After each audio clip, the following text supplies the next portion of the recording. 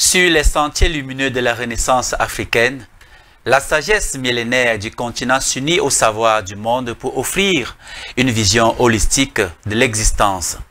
Dans cette édition spéciale de Sagesse Kamite sur les antennes de Kemet Télévision, nous vous invitons à un voyage hors du commun, à la croisée des sciences modernes et des traditions mystiques. Sous le thème de la physique quantique aux arts mystiques, voyage dans l'univers du savoir. Mon invité du jour, le frère Noah, qui incarne cette nouvelle génération de penseurs qui, loin de se laisser enfermer dans les dogmes, revisite le savoir universel à la lumière de la pensée noire. En alchimie africaine, spiritualité orientale, mythologie fondatrice et percée scientifique contemporaine, nous interrogerons l'unité du réel, le rôle de l'homme dans l'univers et la place de Kama l'Afrique dans cette grande fresque de la connaissance. Préparez-vous donc, madame, messieurs, chers téléspectateurs, à franchir les portes de l'invisible et à reconnecter avec la grandeur d'une Afrique qui pense, qui crée et qui s'élève. Ôtez à toutes et à toutes, et bienvenue sur les antennes de Kemet Télévision dans le cadre de votre émission Sagesse Kamite qui ce jour accueille le frère Noah. Il est pluridisciplinaire, c'est un philosophe, c'est un écrivain, c'est un métaphysicien, c'est un alchimiste. Pour ne citer que cela, madame, monsieur, chers téléspectateurs, permettez-moi de l'accueillir pour la toute première fois dans ce studio avec beaucoup de plaisir et beaucoup de bonheur. Frère Noah, Otep et bienvenue. Otep, monsieur le présentateur, Otep, monsieur Nyamsi, Otep, monsieur le journaliste, Otep, à ceux qui nous suivent partout dans le monde entier. Otep aussi a des frères, si tu permets de les saluer, bien entendu, qui nous suivent en ligne. Par exemple, Maître Joël Mbombok, qui se retrouve à Isomba, Maître Martial, qui se retrouve de l'autre côté en Belgique, et la fraternité avec les Adidi et tout le reste qui nous suivent un peu de partout. Je suis très honoré d'être invité dans cet illustre plateau, car je l'ai souvent vu et j'ai toujours convoité, cristallisé cette chrysopée de venir un jour ici et exprimer ce que je pense par rapport à la pensée actuelle de l'Africain. Tu y es aujourd'hui et ça me fait énormément plaisir également que tu sois là ce matin. De la physique quantique aux arts mystiques. Voyage dans l'univers du savoir. Waouh, quelle thématique technique, frère. Tout de suite comme ça, qu'est-ce que ça t'inspire? En vérité, lorsqu'on parle de la quantique, ça fait véritablement peur à certaines personnes. Ils pensent que c'est un nouveau savoir. Ils pensent que c'est des nouvelles choses qu'on vient de découvrir, peut-être grâce à la nouvelle découverte des technologies, peut-être grâce aux effets laser microscopiques. Mais en réalité, la quantique était déjà pratiquée par nos anciens. Et je ne parlerai pas de manière citationniste. Je ne vais pas lire les livres exonérés de mon savoir. Ou peut-être faire comme un vautour qui, après que les hyènes ou alors les lions ont eu à trouver leur proie, ils viennent et commencent à la manger. Non, ce n'est pas ainsi. Moi, par exemple, je suis natif de Kondengui, autochtone de Kondengui. J'ai vu la physique quantique être déjà pratiquée parce qu'il faudrait... Kondengui, pour le dire, c'est un quartier de la cité capitale. C'est la cité capitale de Yaoundé. C'est là, au centre même de Yaoundé, s'il faudrait dire, et où se retrouve la prison centrale. Quand on parle de la quantique, en réalité, c'est les ondes. Je fais un découpage sur les définitions. C'est réellement le fait que des choses peuvent être manifestées par des vibrations, par des ondes. Et j'ai vu ces choses-là se pratiquer par mes anciens. Je ne veux même pas dire mes aïeux. Il y a eu par exemple Bitorbiba, qui se retrouvait là, juste en face de la sous-préfecture. Il y a eu par exemple, je t'indique, sans hésitation, il y a eu par exemple, là où il y a la prison de Kondengui, où il y avait Philippe Oulama, pendant que Foudandre était en train de détruire, lui, par des ondes, il a empêché que Foudandre entre. Je peux t'indiquer géographiquement le lieu. Jusqu'à présent, il y a ce lieu, c'est en terre battue, juste en face de la gendarmerie Kondengui. Quand on a commencé à casser les autochtones et qu'on voulait rebâtir la ville et créer d'autres périphéries routières, c'était la première périphérie routière qu'on devrait normalement casser. Et quand il venait avec la gendarmerie, les gros bras, avec les pick-up, avec les D6H et ainsi de suite, il se plaçait simplement là à l'extérieur, pieds nus. Et il a dit, si quelqu'un est courageux, qu'il casse le chez moi et qu'il détruise là. On a même dépêché des mystiques anglophones pour qu'ils viennent détruire ces lieux. C'était tel que dès que tu entrais, tu trouvais peut-être ta femme couchée, morte, et en train de pleurer. Elle te dit, c'est parce que tu es venu pour casser cette maison que je suis morte. Par exemple, il faisait des choses horribles. À tel enseigne qu'il pouvait déplacer un verre tout seul, sans passer par le biais manuel, pas passer par la mécanique, pas passer par une transmission que tous ont accès. Donc, c'est à peu près là, ces ondes-là, qui se manifestaient déjà, mais seulement, ça n'avait pas déjà porté un nom, parce qu'il y a une déclassification de la science. La science fonctionne d'une manière, s'il faudrait dire, je ne voudrais pas dire désordonnée, mais de manière inversée, parce qu'ils font d'abord la découverte de la physique mécanique. Ensuite, maintenant, ils parlent de la physique classique. Et enfin, maintenant, ils parlent de la physique quantique. Et puis, ils vont à la théorie L, à la théorie M, jusqu'à 13 dimensions sur les travaux de Whitson, le mathématicien, et ainsi de suite, et de Coleman et de Mandula. D'accord, frère. Ça commence très fort. Ça commence très fort. On va planter le décor. Tout à fait. Tu dis que la physique quantique existait à l'époque de nos ancêtres. Bien sûr. Or, pourtant, à une certaine époque dans l'histoire de l'humanité, on a parlé de la science qui s'appelle le cartésianisme. Très cher à Descartes. Mais sauf qu'en 1927, il y a eu un duel, il y a eu un combat entre Niels Bohr et Einstein.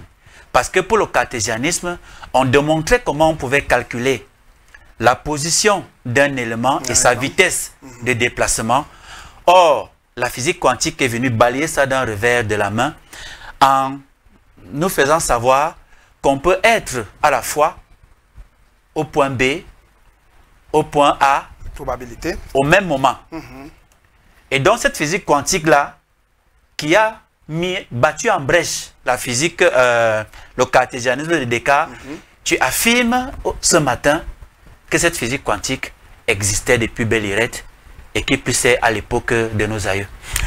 Bien sûr, c'est pour cela que j'ai dit dès le départ que l'un a bénéficié d'un nom qui lui est propre.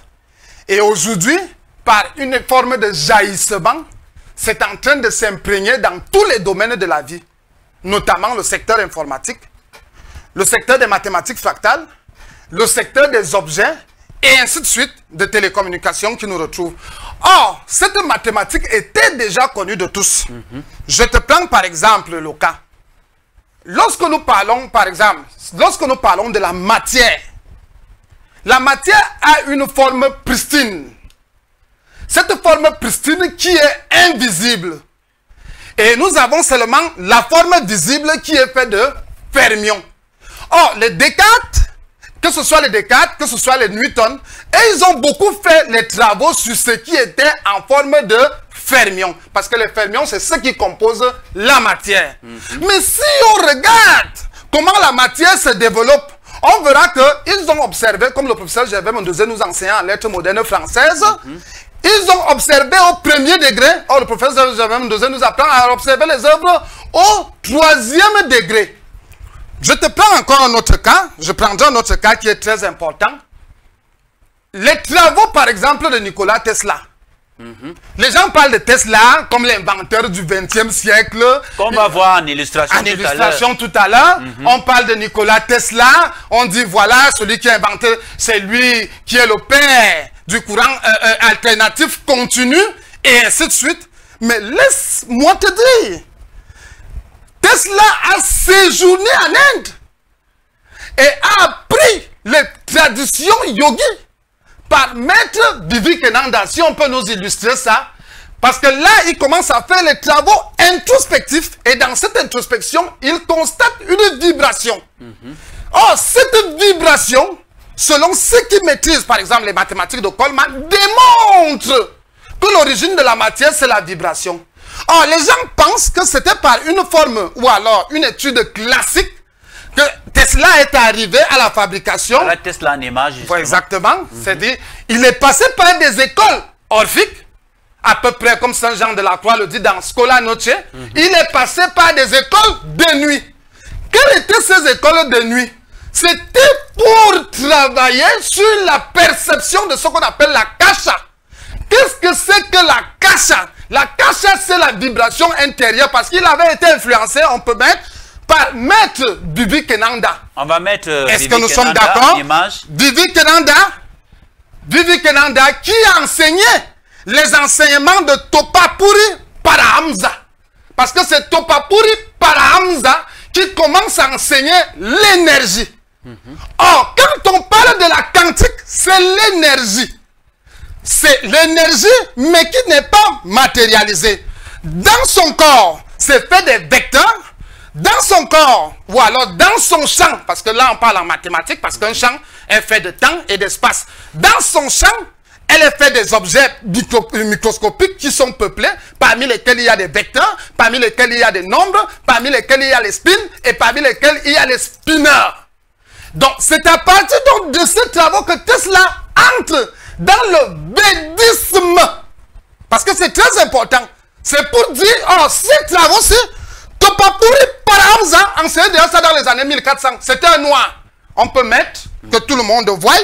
Topapuri Paramahamsa enseignait déjà ça. Et c'est de lui que Ramakrishna commence à faire des travaux et qui touche Vivekananda. Et donc maintenant, parce qu'il faudrait qu'on comprenne et qu'on explique les choses de manière ésotérique et exotérique, qu'on explique les choses de manière occulte et de manière lumineuse. En réalité, ce que Tesla vient faire n'est que la matérialité de la vibration intérieure du corpuscule tactile, isotrope qui recouvre notre univers, qui n'est qu'autre que la kasha, qui n'est qu'autre que le champ magnétique et qui n'est qu'autre chose que la quantique. Donc Tesla est la matérialité de la quantique. Mais elle était déjà pratiquée depuis dans les années 1500. C'est pas ça. D'accord. Voilà, frère. C'est considéré un peu comme la mise en bouche. Tu es très énergétique ce matin. Entrer dans un plateau comme ça n'est pas facile. N'est pas facile. Ça, c'est surtout que c'est un plateau qui rayonne avec beaucoup d'ondes. Hein. Donc, je te pose donc la première question. Tu explores, frère, aussi bien la physique quantique que les arts mystiques. Alors, comment en es-tu arrivé à ce croisement entre sciences modernes et traditions spirituelles? Première des choses, c'est, excuse-moi si je suis un peu précipité de répondre, c'est le zèle, parce que j'aime ce domaine et j'apprécie encore le travail que vous faites parce que ça nous spécialise de manière naturelle et de manière cultivée. D'accord. Les mystiques, les alchimistes et même les physiciens et métaphysiciens s'accordent que l'origine de l'univers, c'était une lumière subtile. Dans les traditions africaines, on appelait ça l'algue de Kenyan. L'algue de Kenyan. Très bien. L'algue de... J'aime quand on répète vraiment. L'algue de Kenyan. Alors, dans les mystiques qui se retrouvaient en Grèce et ceux qui se retrouvaient en Perse, par exemple, l'initiation de Mitra, l'initiation en Égypte de Osiris, et ainsi de suite, ou d'Isis, ça portait aussi un autre nom, le feu secret des sages, l'harmonie des sphères, l'esprit central qui a créé toutes choses. Alors, cet esprit central, dans le livre des Notes, dans le livre des Palais, à partir du 14e paragraphe, page 759, il appelle ça Adoël. Alors, qu'est-ce que c'est donc que cet Adoël? Parce que je vais en revenir pour répondre à ta question. Cet Adoël est cette lumière subtile que je peux montrer devant tout le monde. Cette lumière, très bien. Voilà. Cette lumière subtile qui se retrouve au-dessus de la tête d'un écrivain évangéliste américain qui s'appelle William Marion Branham et qui fait l'élixir de l'Afrique. Qui parle c'est-à-dire je ne sais pas comment il parle de l'Afrique dans une vision supraluminique. Alors, qu'est-ce qui se passe? Cette lumière est la parfaite symbiose, est le parfait lien, est la parfaite cohésion de toutes les sciences. Parce que nous avons déjà expliqué que même en Égypte, même en Perse, même en Mède et ainsi de suite, on a reconnu cette lumière subtile. Par exemple, le boson de Higgs, qui actuellement est en train de faire des grands travaux au CERN en Suisse et qui a été élaboré en 2011 et qui fait des travaux sur les hadrons, les leptons et les bosons. Ils ont découvert, ils ont fait une très grande découverte, ils disent que la particule de l'univers, c'est cette lumière. Et qu'un Allemand avait baptisé, parce qu'il s'appelait boson, et il appelait ça le X, l'origine de toute chose. Alors, pour que je puisse faire cette corrélation, pour que je puisse faire cette synergie, j'ai pu être en contact avec cette lumière. Non pas comme les religieux l'apprennent, parce qu'il y a des religieux qui font, je ne sais pas, des sublimations là-dessus.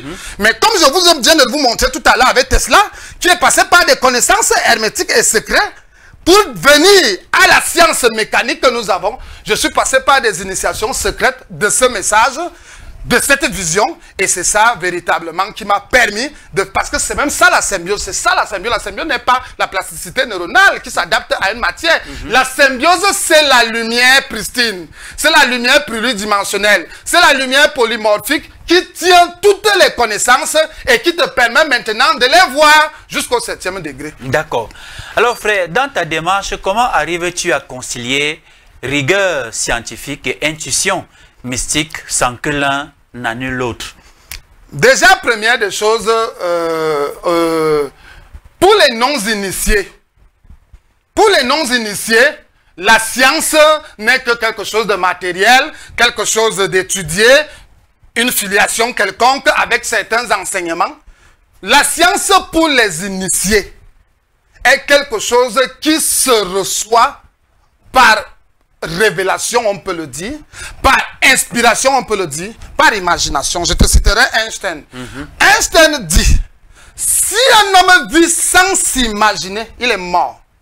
Et dit, l'imagination est au-dessus de la réflexion, est au-dessus de toute étude, car il est non elliptique. Et Einstein compare l'imagination à l'espace. Donc c'est pour dire, c'est une question qui est très bonne, où les gens se demandent comment est-ce qu'on peut rendre les deux corollaires. Voilà. Comment est-ce qu'on peut rendre les deux synergiques. Non, les deux sont synergiques. Sans que l'un n'annule l'autre. Sans que l'un n'annule l'autre. C'est que l'un est concret et l'autre est abstrait. Comme un penseur le disait, c'est Platon qui le dit. Un est la matérialité et l'autre est la réalité. Pour te dire, la science que les gens ont accès, tout le monde là, c'est la matérialité. Je veux m'aller plus loin, c'est le faux. Parce que c'est appelé à la mathématisation, c'est appelé à la destruction, c'est appelé à la déshérence. Alors que celle qui est mystique, celle qui est quantique, celle qui est invisible, elle est immuable, elle est statique et elle est éternelle. D'accord. Voilà qui est bien dit. Frère, nous allons entrer dans le domaine purement technique. Maintenant, après avoir déblayé le terrain. Alors, pour toi, que représente l'univers du savoir? Est-ce un espace structuré ou un champ ouvert et infini? Toi, en tant que métaphysicien. Dans la vie, on distingue trois qualités de personnes. Je suis aussi enseignant de philosophie. Il y a ce qu'on appelle un vrai élève, un élève authentique. Il y a ce qu'on appelle un soi-disant vrai élève. Et il y a ce qu'on appelle un faux élève. On va reprendre ça. Il y a un soi-disant vrai élève. Il y a d'abord un vrai élève qui est sérieux, qui est sincère, qui sait ce qu'il est venu chercher. Et un soi-disant vrai élève. Il y a un soi-disant, aujourd'hui il est là, demain il n'est pas là. Et enfin? Il y a l'autre, même il n'est même pas avec vous. D'accord. Cette iconographie, on la retrouve également dans le domaine du savoir, dans le domaine de la connaissance. Il y a ceux qui viennent vers la connaissance. Il y a ceux qui viennent faire le semblant de la connaissance. Et enfin, maintenant, il y a ceux qui reçoivent la connaissance par génétique, par atavisme et même par tatavisme. C'est-à-dire par descendance. Ou alors par inspiration quelconque, qu'on peut encore appeler le savoir de Dieu. Alors, pour ceux qui ne bénéficient pas de cet atavisme, c'est-à-dire ce génie héréditaire, pour eux, c'est structuré. Pour eux, c'est des étapes. Pour eux, ce sont des escaliers à franchir pour les atteindre. Mais celui-là qui bénéficie de l'atavisme, c'est-à-dire du savoir de Dieu, en réalité ne passe pas par ce processus. il a comme une forme d'antenne qui le connecte avec certains savoirs. Exactement. Donc, on ne peut donc pas dire ici que c'est structuré ou c'est non structuré. Parce qu'on a déjà 3 individus que je viens de présenter, mais en réalité, il n'y en a que 2. Il y en a un vrai et il y en a un faux. Il y en a un authentique et il y en a un imitateur de l'authentique. L'imitateur de l'authenticité, si on prend par exemple dans l'âge des Lumières, la plupart des gens qui ont fait des travaux ne se sont pas seulement inspirés des autres. Il y en avait d'autres, ils étaient assis par simple biais de la réflexion. Ils disaient, mais comment la pomme descend sans que quelque chose ne l'arrête dans les airs? Quelle est cette force-là qui l'attire? À partir de là, des déductions, des réponses et des solutions commencent à sortir. Donc, nous allons simplement dire qu'elle repose sur 2 hémisphères. Celle qui est structurée pour le non-initié, pour le non-tatavique, et celle qui est espace, non-limite, pour celui-là qui est l'atavique. D'accord. En tant qu'Africain engagé, frère, dans la quête du savoir global, justement, comment tu situes la sagesse kamite face aux autres grandes traditions de connaissances? Très bien. C'est une très très bonne question. Et j'aimerais vraiment un peu détailler là-dessus. D'accord. Cette question va d'abord donner un premier champ. Et dans ce premier champ, je vais citer le grand écrivain Menrad Hebga, exorciste. Menrad Hebga disait que le savoir, dans son pinacle, vient de l'Afrique. Le savoir, dans son paroxysme, vient de l'Afrique. Je ne m'attarderai pas pour citer les Engelberg et tout le reste. Mais là. tu es d'accord avec ça? Très d'accord. D'accord. Maintenant, dans ce champ, il faudrait qu'on sache que l'Afrique est un océan inexploité même en ce qui concerne la connaissance. Ce que nous avons là, ce sont des dérivés mal pris de l'Afrique et mal interprétés de l'Afrique. Ça a subi beaucoup d'inflexions. Ça a subi beaucoup de manipulations. Parfois par des mains qui n'étaient pas dignes, parce que c'est très important, je vais entrer dans l'aspect ésotérique. Oui, oui. Alors, la sagesse kamite pour moi est celle-là qui ramène l'Africain à ses origines, qui ramène l'Africain de ce qu'il est. Parce que la plupart d'entre nous, qui avons grandi au 21e ou au 20e siècle, on est resté dans la contemplation de ce que les Occidentaux pouvaient faire. Mais ces Occidentaux-là viennent de quelque part, et c'est l'Afrique. Est-ce que nous sommes d'accord? Nous sommes d'accord. Mais il y a problème. C'est un problème très important. Les Kamites, les Sémites, c'est mes frères. Les égyptologues et ainsi de suite, ce sont mes frères. Mais la problématique, c'est sur ceux qui la manipulent. Est-ce qu'ils sont dignes d'avoir accès à ces arcanes et de les transmettre? Parce que la transmission n'est pas le fait d'être quelqu'un qui a la capacité d'absorption et de rétention. Non. La capacité de transmettre est ésotérique. Elle est initiatique. Je te prends par exemple le cas encore, je reviens vers Kondengi, pour te parler des anciens. Quand vous allez à la montée Kondengi, il y avait le chef traditionnel de Kondengi, il s'appelle Tamba. Mais nous, on a connu son père, un très grand mystique. Il savait faire des travaux, s'il faudrait dire, sombres, les travaux vraiment dignes d'une certaine contemplation. Mais est-ce que ses fils ont pu garder ces arcanes? C'est très important. Maintenant, Kouambani, moi je vous te prends le cas là, les accidents qui se passent à Carrousel, je cite. Je cite. Je ne fais pas dans la langue de bois. Maintenant, Kouambani, nous on l'a connu. Vous montez à la colline là avec les vaches. Si vous ne l'avez pas vu dès le départ, ça va tomber. Ces enfants vont manger ces vaches là. Camion de Guinness. Si vous ne vous arrêtez pas là pour donner 4 ou 5 casiers, ça va tomber. Que tu sois Foku, que tu sois Kiferou, que tu sois je ne sais qui congèle, quand même les cartons de poisson tomber là. Mais ce n'est pas forcément de très bons actes, ça. Ou alors c'était une démonstration pour prouver qu'il est capable, justement. Ce qu'on appelle les lois routières de paiement, normalement, de manière naturelle, ça se fait. Je ne peux pas arriver dans un territoire et peut-être parce que j'ai acheté le terrain chez une quelconque personne, je commence directement à construire, à bâtir un truc comme ça. Je vais voir les riverains, je vais voir le chef. Il y a la loi de la territorialité. Il y a la loi de la territorialité qui s'impose. Exactement. Alors lui connaissant ce que lui il a vécu à l'époque de délégué du gouvernement Foudandré, leur maison cassée et la route qui s'est installée là par force, il dit ok, vous allez le faire. Vous avez vu récemment, 2 camions de Guinée sont tombés là. Il a créé une porte transdimensionnelle. Mais est-ce que ses petits-fils peuvent refaire ces mêmes travaux? Manu Kouambani refusait qu'on le filme. Est-ce que ses petits-fils vont accepter qu'on ne les filme pas? Manu Kouambani se promenait pieds nus. Parfois, il ne se lavait même pas. Vous voyez ça? C'est la problématique. C'est là la problématique. On ne tient pas la mystique simplement avec les mains. Parce que moi, je suis fils d'un prêtre exorciste, l'abbé Damas et Kobena. Je l'ai vu faire des choses. Je l'ai vu réaliser des choses. Est-ce que nous sommes d'accord? Mais en ça, il avait un secret.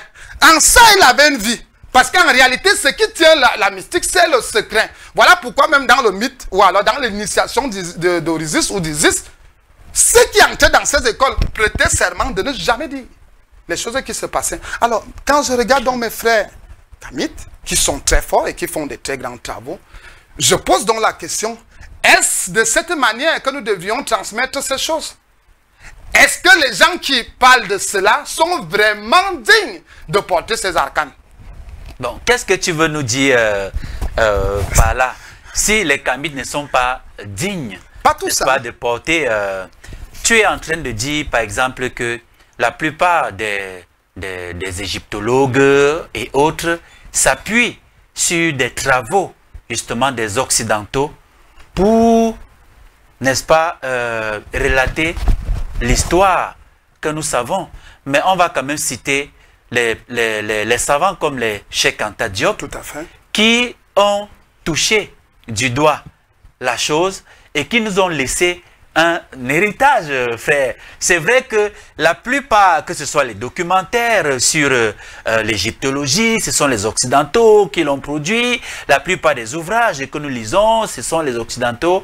Mais est-ce que ça empêche quand même que des savants comme les Cheikh Anta Diop, les Théophile Obenga et autres, qui ont touché, n'est-ce pas, du doigt la réalité, voire même les arcanes même de la spiritualité égyptienne et qui nous ont laissé un héritage qu'on les porte justement en triomphe et dont ils peuvent être le socle sur lequel on s'appuie. Même comme il faut le dire, comme tu l'as tantôt dit, il y a beaucoup de faux égyptologues qui s'appuient sur des travaux des égyptologues de mauvaise foi occidentaux, n'est-ce pas, pour développer certaines thèses. Tout à fait. C'est une très bonne question. Je vais me référer à certains travaux pour essayer de démontrer la méthodologie qui n'est pas la bonne. D'accord. D'abord, en ce qui concerne la connaissance de l'univers ou de la nature, il faut un état. On appelle cet état la fonction ordalique. Qu'est-ce que c'est que la fonction ordalique? Parce qu'il faudrait que nous sachions que toute connaissance est une initiation. Même à l'école, quand on envoie nos enfants à l'école, ils passent d'abord par ce qu'on appelle l'initiation graphique. C'est une initiation sur les croquis, les colorations et ainsi de suite. Les Déjà esquisses. même le terme style, les sections initiatiques au langage. Très bien. Alors, la problématique, c'est l'initiation. La plupart des gens qui débattent du côté de mes frères kamites, ils débattent, première des choses, pour dissoudre les autres. Deuxième des choses, pour éteindre les autres. Troisième des choses, ce sont des motifs égoïstes. Or, dans la fonction ordalique de la nature et de l'univers, elle t'observe discrètement. Comment est-ce que tu vas te comporter avec cette connaissance? Un penseur disait qu'une connaissance sans caractère devient démoniaque. Est-ce que nous sommes d'accord? Et si on fait une étude de statistiques, que ce soit la Chine, que ce soit le Japon féodal, que ce soit l'Inde, que ce soit l'Europe, ils ne se sont jamais assis pour critiquer les travaux des autres, pour mépriser les travaux des autres et essayer de redonner un déterminant et une définition partielle, égoïste ou opus à celle qui les appartient eux seuls. Je vais un peu lire une citation de Taotep qui est très très importante. Taotep l'Égyptien nous dit, qui est même le plus grand philosophe au monde, si vous permettez, que ton cœur ne soit pas vaniteux à cause de ce que tu sais. Prends conseil auprès de l'ignorant comme du savant, car on n'atteint pas les limites de l'art et il n'existe pas d'artisan ayant atteint la perfection. Si tu es grand, après avoir été petit, si tu es riche, après avoir été pauvre. Mais là, c'est l'initié qui parle. Très bien. C'est là, il parle maintenant à nous qui sommes ses descendants. L'attitude à adopter.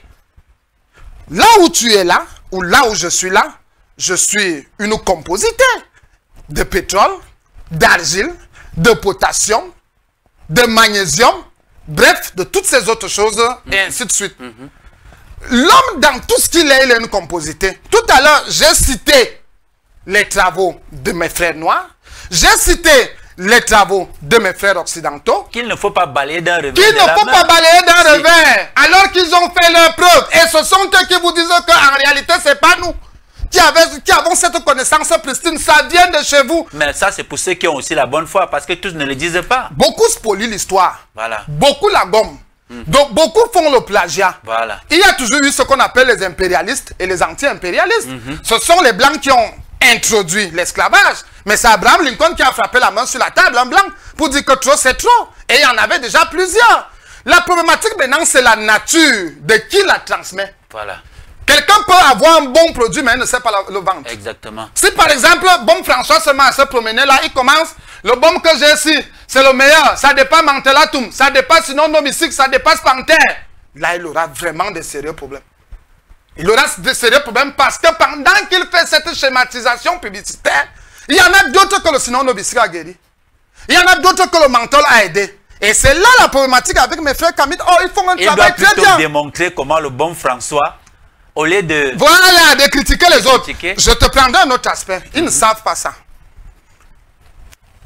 La connaissance de nos ancêtres n'est pas que seulement philosophique. Je vais parler comme Saint Paul le dit, Saint Paulus. Il dit, cette connaissance que j'ai reçue est aussi en démonstration et en puissance. L'Égypte, c'est la pharmacie. L'Égypte, c'est l'architecture. L'Égypte, c'est les travaux publics. L'Égypte, c'est la médecine. L'Égypte, c'est la physique mécanique, la physique quantique élaborée, matérialisée. Tout à l'heure, on vient de trouver des travaux souterrains qui dépassent l'entendement. Alors, pourquoi mes frères ne possèdent pas ça? C'est l'attitude. Docteur Nis Ngalibale, un Congolais, écrit un livre, il dit, il faut toujours reconnaître et être reconnaissant aux sources. Nous avons vu Tesla tout à l'heure qui dit que c'est Topapuri. Il peut mettre Topapuri par Hamza qui a commencé ses enseignements. Est-ce que nous sommes d'accord? Et Ramakrishna aussi a commencé ses enseignements. Est-ce que nous sommes d'accord? Et plus loin maintenant, Divi Kenanda a amené ça aux États-Unis.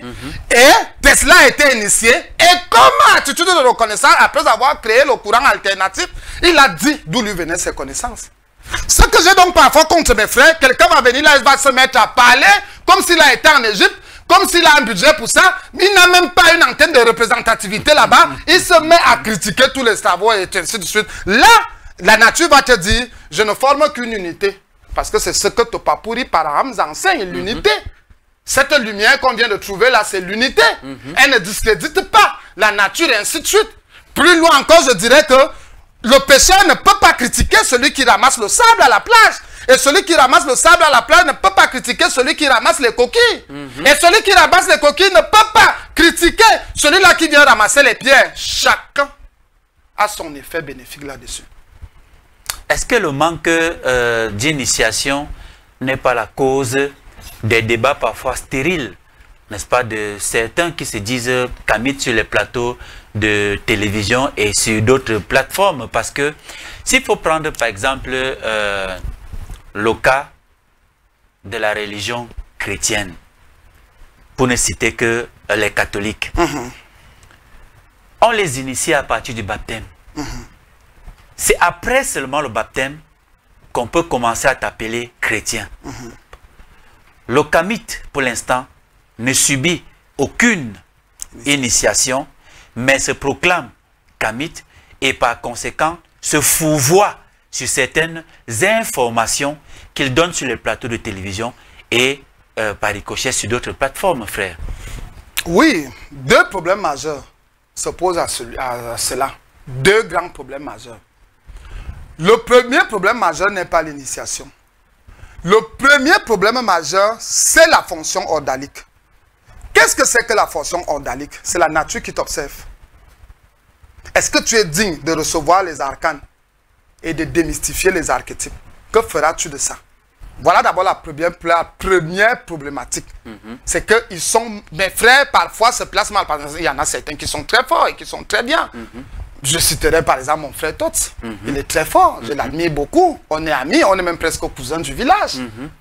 Je citerai même Kemwe quelque part. Est-ce que nous sommes d'accord? L'historien. L'historien. Mais il y en a d'autres que véritablement tu le suis comme ça, tu dis mais il est malvenu, il a ramassé une feuille qui est écrit que Paul et Reine se marièrent et vécurent heureux et eurent beaucoup d'enfants. Et ça m'a raconté ça un peu de partout. Ça, c'est la première astuce. Il y a maintenant une deuxième astuce. Même si on ne t'initie pas de manière manuelle et ainsi de suite. C'est de ça que je parlais. Il y a, pas forcément l'initiation manuelle qui a besoin d'un maître. Voilà. Par exemple, tout à l'heure, j'ai cité des pasteurs, des prédicateurs. J'ai cité par exemple Branham, mais laissez-moi vous dire que dans leur chaîne, ils ne m'acceptent pas.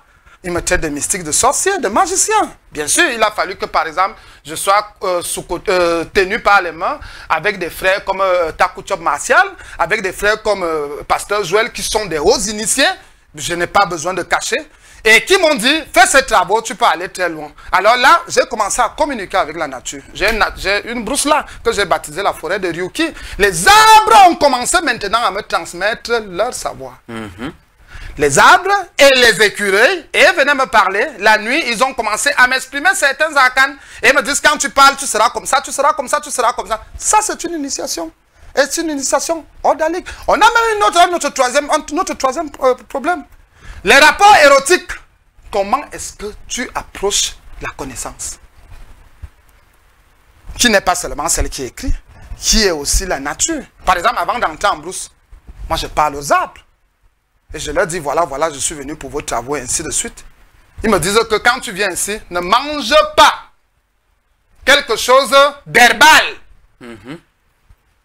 Et ne touche pas, et ne viens pas ici avec l'odeur de la viande. J'ai dit ça à un frère qui s'appelle Adid. Il me dit, mais Lionel, tu es entré dans la magie. Je dis, ce n'est pas la magie, c'est le savoir. Donc, alors, il y a donc ces petits secrets-là, parce que parfois, on n'est pas obligé de passer par une initiation orphique. Et ainsi donc, de il y a suite. même une approche. Il y a une approche. Quand j'arrive, par exemple, en brousse, je dis ça à mon ami, parce que je donne cours à Bruxelles, je donne cours au Québec, je donne cours en France, et ainsi de suite, en ligne. Je disais même à une camarade, une blanche, où je lui disais que Verkas, il faut que tu comprennes. On n'entre pas dans la nature comme ça. Tu sors manger le poulet, et puis tu vas t'asseoir à la nature. Tu es une tueuse. La nature ne peut pas te remettre ses arcanes. La nature ne peut pas te remettre ses secrets. Tu viens d'éliminer un élément. En Chine, on appelle cette tradition la Nita. Dans le bouddhisme, Samsara. Samsara. On appelle ça la Nita. Dans la Nita, tu ne dois rien tuer. Alors, toi qui es chrétien ou toi qui es kémite, qu'on ne t'apprend pas ces choses, tu te mets à réciter des choses comme ça, tu seras, comme on dit, un moteur mécanique mais qui n'est pas dynamique. Donc voilà les trois problèmes qui se posent. D'accord, donc l'approche est même tributaire de la densité de la connaissance que tu reçois justement quand tu vas en forêt. Tout à fait, parce qu'il y a une connaissance qui t'est appropriée, qui est écrite, qu'on peut encore appeler la connaissance diurne. Mais il y a une connaissance qui est en arrière-plan, qui est sombre, qui est ésotérique. Je vous prendrai un peu la chute des chrétiens. Les chrétiens n'étaient pas ceux qui sont aujourd'hui. Parfois, je vois mes frères venir ici, les critiques. Non, que les gens aient lu l'âge des Lumières, que les gens aient lu Pierre-Jean Fabre, que les gens aient lu Jacob Böhm, que les gens aient lu Confessiones Fraternitatis, que les gens aient lu Pharma Fraternitatis, que les gens aient lu les grands travaux de Paracels sur Peregrine Paragantum. Qu'est-ce qu'on a dans tous ces ouvrages? C'était des travaux des chrétiens initiatiques, des chrétiens ésotériques, des chrétiens occultes qui n'avaient rien à y voir avec la schématisation d'une plein de bruit qu'on a aujourd'hui qui devient même agaçant. J'ai par exemple dit à mon pasteur, parce que j'ai un pasteur, Faisait Armand, j'ai dit à Faisait Armand que frère, mettons le système classique. Pourquoi l'État ferme les églises? Prenons l'âge des Lumières, à partir du 16e siècle, à partir des années 1520-1530, c'est l'État qui convoitait les chrétiens. Lorsque Martin Luther écrit les 95 thèses de l'abus de l'Église catholique et il affiche ça sur le château de Wittenberg, qui est allé le prendre? Qui l'a protégé? C'était le prince d'Angleterre qui a dit au pape que si tu tentes de le toucher, je déclenche une guerre. Et il y a eu une guerre entre les protestants et les chrétiens. Pourquoi? Parce que les chrétiens avaient le savoir-faire des teintures, le savoir-faire artistique, le savoir-faire philosophique, le savoir-faire astrologique. C'est comme je parlais à mon ami, à un de mes élèves ou mes disciples, mon disciple, où je lui disais que frère, si tu veux faire mes travaux, d'abord tu dois être astrologue. Deuxième des choses, tu dois être médecin. Je ne traite pas avec les chrétiens des églises réveillées. Il y a des gens qui m'appellent, ils me demandent que je dis non, je ne peux pas vous donner mes enseignements, vous n'êtes pas digne. Donc, voilà donc là où il y avait donc la problématique. C'est la façon que les gens appréhendent, c'est la façon d'acceptation, et ceux qui acceptent une petite partie, viennent, ils enseignent une petite partie, et le peuple se retrouve avec une quotité, comme on dit en langage fiscal. Ils se retrouvent avec une quotité et ils se mettent à exprimer la quotité devant tout le monde. Alors on se pose donc la question, est-ce que l'Égypte n'était que le bavardage? Est-ce que le christianisme n'était que expliquer Jésus, ainsi de suite, ainsi de suite? Le christianisme avait le savoir-faire scientifique.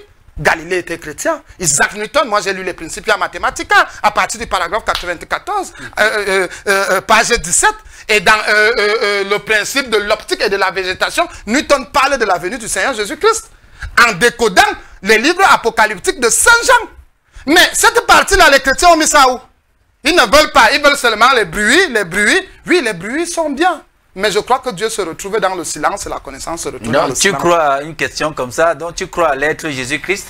Je crois au Seigneur Jésus-Christ parfaitement. Qui a vécu sur cette terre historiquement comme toi et moi? Il a vécu sur cette terre historiquement parlant comme toi et moi. Pourquoi n'avons pas, nous, des preuves, jusqu'à aujourd'hui, les preuves palpables et irréfutables de l'existence physique, historique de ce personnage Jésus comme toi et moi? Très bien. Il y a ce qu'on appelle en mathématiques les séquences de Fibonacci. Dans les travaux de Fibonacci, c'est un Italien, et ses mathématiques sont reconnues parce que c'est lui qui a réussi à réaliser ce qu'on appelle les calculs sur la spirale logarithmique. Fibonacci dit, c'est pas moi qui le dis, parce que j'ai toujours des sources. Fibonacci dit, si tu calcules l'interespace, ou alors l'espace entre 1 et 2, tu vas comptabiliser, ou tu vas chiffrer un certain nombre. Après 2 et 3, tu vas retrouver toujours ce nombre-là. Fibonacci dit que si un événement se produit, ça va encore se reproduire. Je te prends un cas. Je n'ai pas par exemple les preuves de l'existence de Bouddha. Mais je te prendrai le magazine Lux, je te prendrai le magazine Times. Je te prendrai le magazine Schiffenweicker. Où je te démontrerai qu'il y a un bouddhiste qui était arrivé aux États-Unis, il a lévité comme Bouddha. On a filmé, c'est reconnu de tous. Par exemple, je n'ai pas vu Madame Pepper, qui était une grande christolomancienne, une grande devin, ainsi de suite. Mais plus tard, on a les travaux de Derek, et que les égyptologues américains utilisent. On l'a même amené une fois à la tombe de Ramsès, il a allé jusqu'à dire que Ramsès était pédophile, grâce à ces travaux. C'est pour dire que lorsque la nature produit quelque chose, ça va encore le reproduire. Ceux qui n'ont pas vu, par exemple, Roger Mila, on a Samuel Eto'o. Ceux qui n'ont pas, par exemple, vu Maradona, on a Lionel Messi, dans le même espace, dans la même géographie et avec le même chiffre. Mais sauf qu'on peut démontrer l'existentialité. J'en viens donc. Cette personne a accompli exactement tout ce que le Seigneur Jésus-Christ a accompli. Même, je n'ai pas besoin même de voir Jésus. J'ai besoin de voir Jésus au travers de ses travaux. Ça a été filmé par le magazine Lux. Ça a été filmé par le magazine Times. Ça a été filmé par le magazine Hens. Beaucoup de magazines en ont parlé. Cette photo a été faite par... ça a été filmé pendant un débat. Et c'est allé par processus de vérification au studio Douglas aux États-Unis, chargé de la spécialisation en photographie. Et plus tard, John Merrill s'y revient et lui dit... Toutes les photos peuvent partir de ce monde, mais pas la tienne. Il est arrivé en Afrique du Sud, des camions. Je vous envoie lire un livre, Un prophète visite l'Afrique du Sud. Des camions de personnes ont été guéries, des paralytiques. Je vais encore plus loin. Il arrive en Inde, il trouve qu'une femme n'a pas de yeux. C'est percé là, c'est crevé au niveau de l'orbite. Il dit à cette femme, désirez-vous voir? Elle dit oui.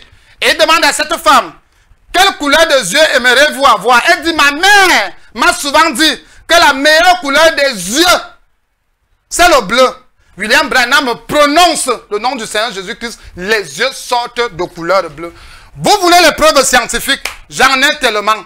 Vous voulez les preuves de la mécanique même ou alors du développement des travaux physiques? sur ses travaux ou sur ses réalisations, j'en ai. Je vous donne un extrait de vidéo. Vous pourriez voir la profondeur, appelle la profondeur. Vous allez remarquer qu'il y a deux interfaces.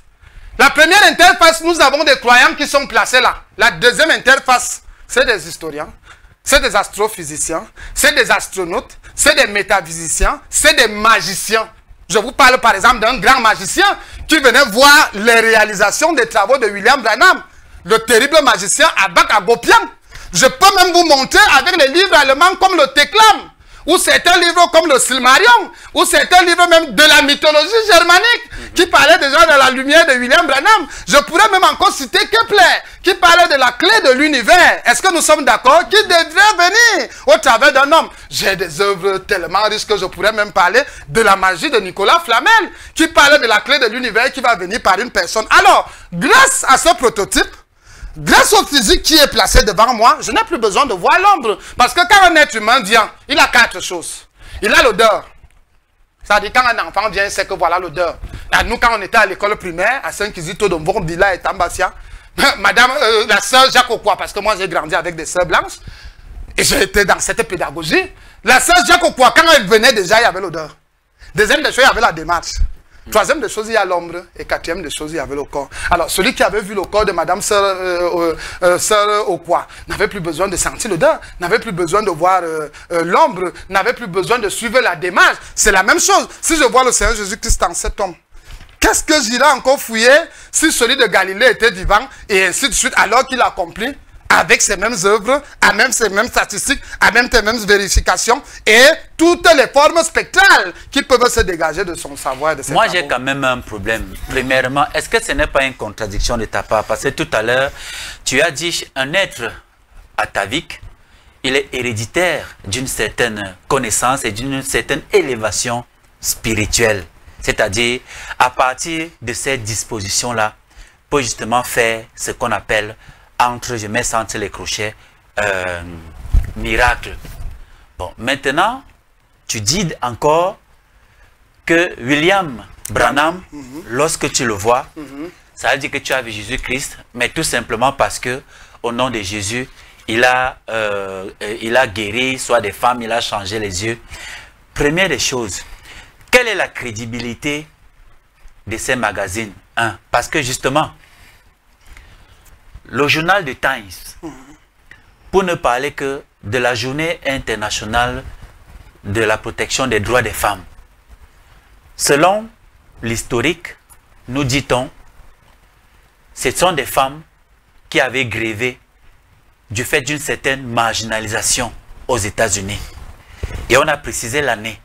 Et on a dit justement que le journal de Times en avait parlé. Mais sauf que lorsque nous avons creusé jusqu'à retrouver le journal de Times de cette époque-là, on se rend compte qu'il n'y avait pas une information similaire par rapport à ce qu'on était en train de dire.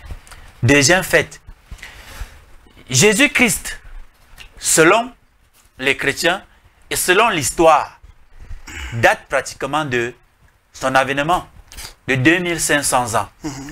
Mais aujourd'hui, nous sommes au 21e siècle, mais il n'y a aucune preuve tangible de son existence historique. Mais seulement, je veux prendre les Égyptiens qui ont vécu 8000 ans. 8000 ans. On a la preuve irréfutable au 21e siècle de leur existence réelle.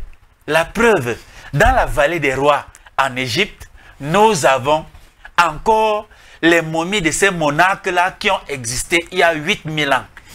Mais frère Noah, est-ce que ça ne pose fondamentalement pas un problème? Très bien. Il y a une croissance en ce qui concerne la matière. Première des choses, cette matière est sous forme d'électrons. Ensuite, maintenant, elle se transforme sous forme de protons. Après, maintenant, elle devient sous forme de gluons. Après, maintenant, elle devient sous forme de fermions. Est-ce que nous sommes d'accord? Et c'est ça qui concrétise la matière, qui est la preuve. Une réalité commence d'abord par un mythe. Attends, je vais plus loin. Ça commence d'abord par un conte. Ensuite, un mythe. Après, maintenant, un mythe. Comme Osiris. Exactement. Isis et ainsi de suite, jusqu'à ce que ça se concrétise. Par exemple, lorsque nous étions petits, on disait les Indiens peuvent battre les gens 100-0, 200-0. Et quand ils tirent au ballon, ça devient la flèche. C'était des mythes. Dans les années 95-96, parce que j'ai été vraiment un passionné du football, on disait que c'était des fables, c'était des allégations. On a rangé même ça du côté des fadaises. Mais monsieur quoi? Il est indien. Maradona est quoi? Il est indien. C'est les 2 meilleurs joueurs du monde et voire même le meilleur joueur de tous les temps. Parce que les statistiques le démontrent. Alors là, on peut croire que la simple imagination n'était que projetée vers des fables, alors que c'était déjà une réalité vers l'avant. Maradona est argentin. Non, il n'est pas argentin d'origine. Il n'est pas argentin d'origine. Ah bon? Tu es égyptien d'origine, mais tu te retrouves déporté dans ce que les Occidentaux ou les impérialistes, par les Portugais, ont démonié Rio dos Camaroes. Mais tu es égyptien d'origine. Est-ce que nous sommes d'accord? D'accord. Est-ce que l'Argentine existait? L'Argentine n'existait pas. Est-ce que le Paraguay existait? Est-ce que l'Uruguay existait? C'est des déportations par les Américains qui sont venus et ils ont commencé à chasser nos frères indiens. Donc c'est pour dire que la chose prend un processus jusqu'à ce que ça se matérialise. Je te parlerai par exemple des mathématiques fractales découvertes par Benoît Merleau-Bloch, le grand informaticien français en 1991. Est-ce que tu sais qu'à travers les mathématiques fractales, une école de Suisse en Seine, à Genève, a des capacités aujourd'hui, vient de découvrir cet appareil? Je vais aller plus loin. Oui, justement, ils ont même créé le Big Bang. Ils ont reproduit le Big Bang. Exactement, et qui étaient les travaux d'un prêtre qui s'appelait Georges Lemaître, qui était belge et qui s'est opposé à Einstein. Parce qu'il faut citer, comme tu as dit, il faut citer les sources et les œuvres. Moi, je ne spolie pas l'histoire. Je ne fais pas le plagiat, je cite. C'est pour cela que les esprits sont avec moi. Il y a un pasteur qui avait dit ça, il a dit non, je ne peux pas te donner la chair, il y a des esprits qui sont sur toi. Et ce n'est pas faux. C'est des forces. Et c'est des forces interactives qui deviennent des matières. Alors, qu'est-ce qui se passe? C'est que, justement, jusqu'à ce niveau, j'étais en train de dire, je parlais de, au niveau de la mathématique fractale. De la fractale. Ils ont pu démontrer déjà qu'ils peuvent revenir ici après 10 000 ans. Ils filment. Et nos images se dessinent. Après 6 000 ans, après 2 000 ans, il y a déjà cet appareil. Je ne te parlerai même pas de la cyclotron qui a été découvert par Leslie Flynn, parce que là, je vais faire peur au caméraman, qui a même déjà celui-là en place dans la tombe, et puis directement tu entends ce que tes aïeux parlent. Ça a été testé l'autre jour à Stuttgart, ça a été testé l'autre jour à Leibniz, ça a été testé l'autre jour aux Antilles, où on place ça, ton ancêtre se met à parler. Et il y a l'autre aujourd'hui, ils n'ont pas encore mis ça à découverte. Il y a l'autre aujourd'hui, on vient, on filme là, et on trouve que nous étions là. Et une dame est allée tester ça l'autre jour en Israël. Je vous trouverai la photo la prochaine fois que je viendrai ici. On a trouvé Jésus avec 2 personnes, un vieillard et un jeune garçon de l'autre côté, en train de se promener. Les caractéristiques que la science donne en faisant l'étude de sang ou alors l'étude de vêtements sur Jésus sont corollaires. Les caractéristiques que William Branham donne dans Un prophète du XXe siècle, l'interview, à partir de la 11e minute, 52 secondes, ils disent qu'il avait la taille de tant. Ça correspond à ce que cette photographe allemande a pu découvrir. Donc, pour vous dire, la nature laisse des marques, la nature laisse des empreintes, la nature laisse les images. Aujourd'hui, il y a ce qu'on appelle en informatique ChatGPT. ChatGPT aujourd'hui te permet d'être en forme animée, que à l'Amérique précolombienne on appelait aspa calaspa, c'est-à-dire comme un dessin animé. Et comme un dessin animé, cette image-là reste là. Mais elle est lumière, on va dire qu'elle est holographique. Et dans cette image holographique, maintenant, on peut tirer pour connaître que tel était comme ça, et ainsi de suite. Ça a été découvert sur Jésus. D'accord, je vais persister, Seigneur. Lorsque tu prends, par exemple, la méthode radiométrique, qui permet d'établir une chronologie absolue, c'est-à-dire une échelle du temps, qui permet de remonter aussi longtemps qu'on le souhaite aujourd'hui, et ce depuis que la Terre s'est formée. Mais sauf que dans ces cheminements-là, une fois de plus, on ne retrouve pas l'existence physique de Jésus. Deuxième des choses, dans la nomenclature des divinités similaires à Jésus-Christ, et de façon chronologique, tu as cité Mitra, tu as cité Osiris, il y a Krishna, il y a Dionysos, ils ont, ou alors elles ont, ces divinités, exactement le même parcours que celui de Jésus-Christ. Mais sauf que ces divinités-là ne sont que des mythes. Pourquoi est-ce qu'autour de Jésus-Christ, on doit le matérialiser? On doit croire en son existence physique. Ce sont les questions que je pose, c'est un questionnement. D'abord, pour la première réponse, c'est que la science n'a pas que seulement un objet pour faire ses recherches. La science a des objets qui sont spécialisés dans les... Est-ce que nous savons que le carbone 14 aujourd'hui est limité? Est limité, dans le temps. Exactement, parce que la problématique est que la science a des progressions. Et dans ces progressions, elle a des choses qu'elle tient cachées. Troisième des choses, la science a un programme. Moi, je voyage dans des dimensions, je n'ai pas honte de le dire. J'ai été dans la dimension des Hertz. La dimension des Hertz se retrouve juste là. J'ai été au colloque, au séminaire des scientifiques. Mais directement, quand ils ont su que j'étais un être étranger, ils ont renvoyé des paraboles à effet laser. J'ai failli devenir fou. J'ai des documents et tout le reste. J'ai même un livre que je suis en train d'écrire. Je suis la voix des fous qui ont voulu dire des choses. Il faut faire très, très attention avec la science. C'est le titre de l'ouvrage. Bien, le titre de l'ouvrage, je pourrais l'amener ici. D'accord. Je suis peut-être déjà à la 36e page. Je suis la voix des fous qui ont voulu dire des choses. Dans cet ouvrage, je montre même la dimension du con, la dimension du femme-là, que j'ai vu installer là à Kondingi comme une station, en Kondongo, l'école publique de Kondongo, comme une station, où un ami, Emma, qui était un grand frère, qui était mécanicien, m'a appelé et me dit, est-ce que tu sais que nous tous qui sommes morts au quartier, on nous a pris par le femme-là et nous travaillons du côté de Jupiter. C'est très important. Nous travaillons du côté de Jupiter et nous avons pour pose là où nous sommes nés. Bon, là, quand je vais dire ces choses, je vais paraître comme un fou, je vais paraître comme un malade et ainsi de suite. Oui, pour ceux qui n'ont pas la profondeur de comprendre. C'est ceux qui n'ont pas la profondeur de comprendre ces choses. Et la science a un programme. Il faudrait que les gens le sachent. La science a un programme.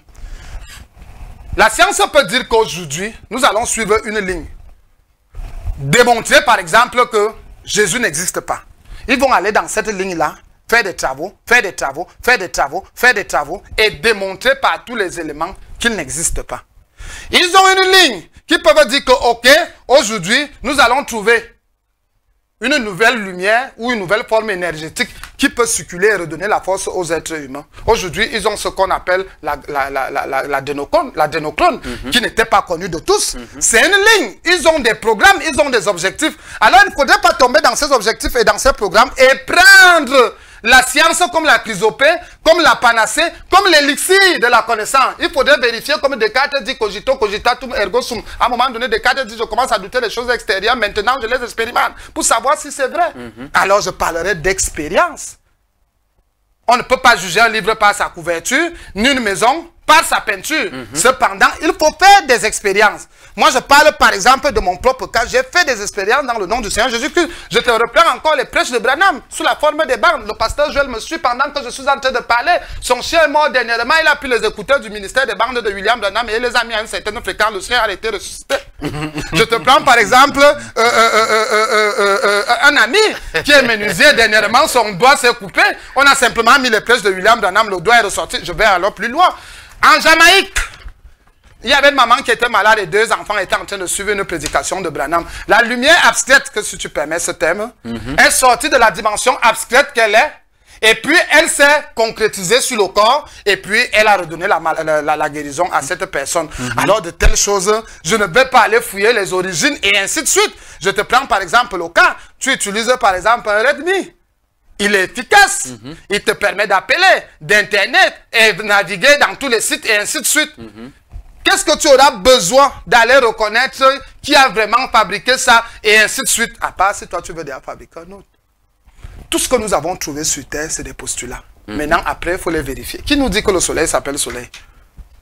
Qui nous dit que la lumière, ça s'appelle lumière? C'est des gens qui ont donné les noms. Par exemple, aujourd'hui, nous parlons de la psychologie. Qui a inventé le mot psychologie? Mais est-ce que le fait de donner un nom au soleil, quel qu'il soit, empêche le soleil de se manifester comme on le voit? C'est la raison pour laquelle je t'ai parlé des gens externes et les gens internes, des gens diurnes et les gens nocturnes. Il y a des gens qui ont des expériences réelles sur le Seigneur Jésus-Christ. Je ne parle même pas des apparitions, si je parle des apparitions jusqu'à Ramakrishna. indien magicien a fait la rencontre du Seigneur Jésus-Christ, il le dit dans ses livres. On va aller plus loin, on va parler par exemple de Charles Parham, on va parler du noir William Seymour, qui a eu le réveil d'Azusa Street en 1913, en 1914. Il parlait de la rencontre qu'il a eue avec le Seigneur Jésus-Christ. Ils sont tellement nombreux, on va parler du Nigérian, ou alors du Congo, même pas le Nigérian, on va parler d'Adina Bala. Qui parlait de la rencontre du Seigneur Jésus-Christ et dit que quand il est parti, avec preuve, il est allé dans la morgue et il a commencé à ressusciter les gens. Attention, si l'évidence du Seigneur Jésus-Christ devrait encore être hésitation, et ainsi de suite, Trump, Poutine et toutes ces autres personnes-là n'en allaient pas parler. Pourquoi est-ce que Ramsès II, par exemple, n'a jamais apparu et a fait des miracles? Pourquoi précisément Jésus, lui qui est étranger, n'est-ce pas, à notre continent, l'Afrique? Non, la problématique la réponse est d'abord telle que Jésus est né chez les Juifs. Mais Jésus n'est pas étranger. Jésus n'est pas étranger dans la mesure où les gens devraient comprendre ce qu'on appelle le processus d'un réveil, le processus d'une connaissance. Mao Tse-tung disait, les Chinois, vous allez vous déplacer pour aller là où il y a les connaissances occidentales. Et puis quand vous allez les recevoir, transmettez-les un peu de partout. C'est pour dire la connaissance, la lumière, le réveil, les principes de sublimation naissent d'abord dans un lieu. Ça quitte d'un lieu géographique pour un autre. Et ainsi de suite, et ainsi de suite. Et puis ça devient, et ça porte une forme trapézoïdale pour l'utilité de tous. Par exemple, je te prendrai les bienfaits du manganèse et les bienfaits du colbate. Par exemple, que Steve Jobs avait découvert lorsqu'il a commencé à fabriquer ses premiers ordinateurs. Et ainsi de suite. Mais il a pris ça où? C'est en Afrique. Et il a commencé à faire une transmutabilisation de la matière. Aujourd'hui, iPhone ne se retrouve pas où? Même chez les pygmées. Même dans les tribus les plus sombres qu'il y ait jamais eu. C'est pour dire que quoi? Christ dont nous parlons n'est pas seulement la corporité. Christ, c'est une lumière. J'ai dit dès le départ, exactement, j'ai dit dès le départ, dans mes introductions, j'ai dit à l'époque, dans les temps, les périodes pré-africaines, on appelait ça l'algue de Kenyan. Et j'ai dit, les mystiques l'ont appelé le feu secret des sages. Mais Bouddha appelait ça Kalaspa. Sri Namanarashi a appelé ça comment? Akasha. Est-ce que nous sommes d'accord? Plus loin, on a appelé ça comment? L'harmonie des sphères. C'est un problème d'emballage et c'est un problème de nom. Et c'est quelque chose qui peut venir sur toi aujourd'hui. Tu fais des réalisations et puis ça quitte. Après, ça va chez une autre personne et puis ça quitte. Et ainsi de suite, à peu près comme les chandeliers qui sont expliqués dans le livre d'Apocalypse, chapitre 10, verset 7. D'accord, frère. L'échange n'est pas aujourd'hui sur Jésus, mais je veux que tu saches qu'on n'en a pas terminé. Tout à fait, On reviendra là-dessus. Peut-être même dans le cadre d'un débat où vous allez déployer, n'est-ce pas, vos idées et vos sources dans le cadre de... Donc, c'était juste une parenthèse. Nous poursuivons avec la thématique du jour.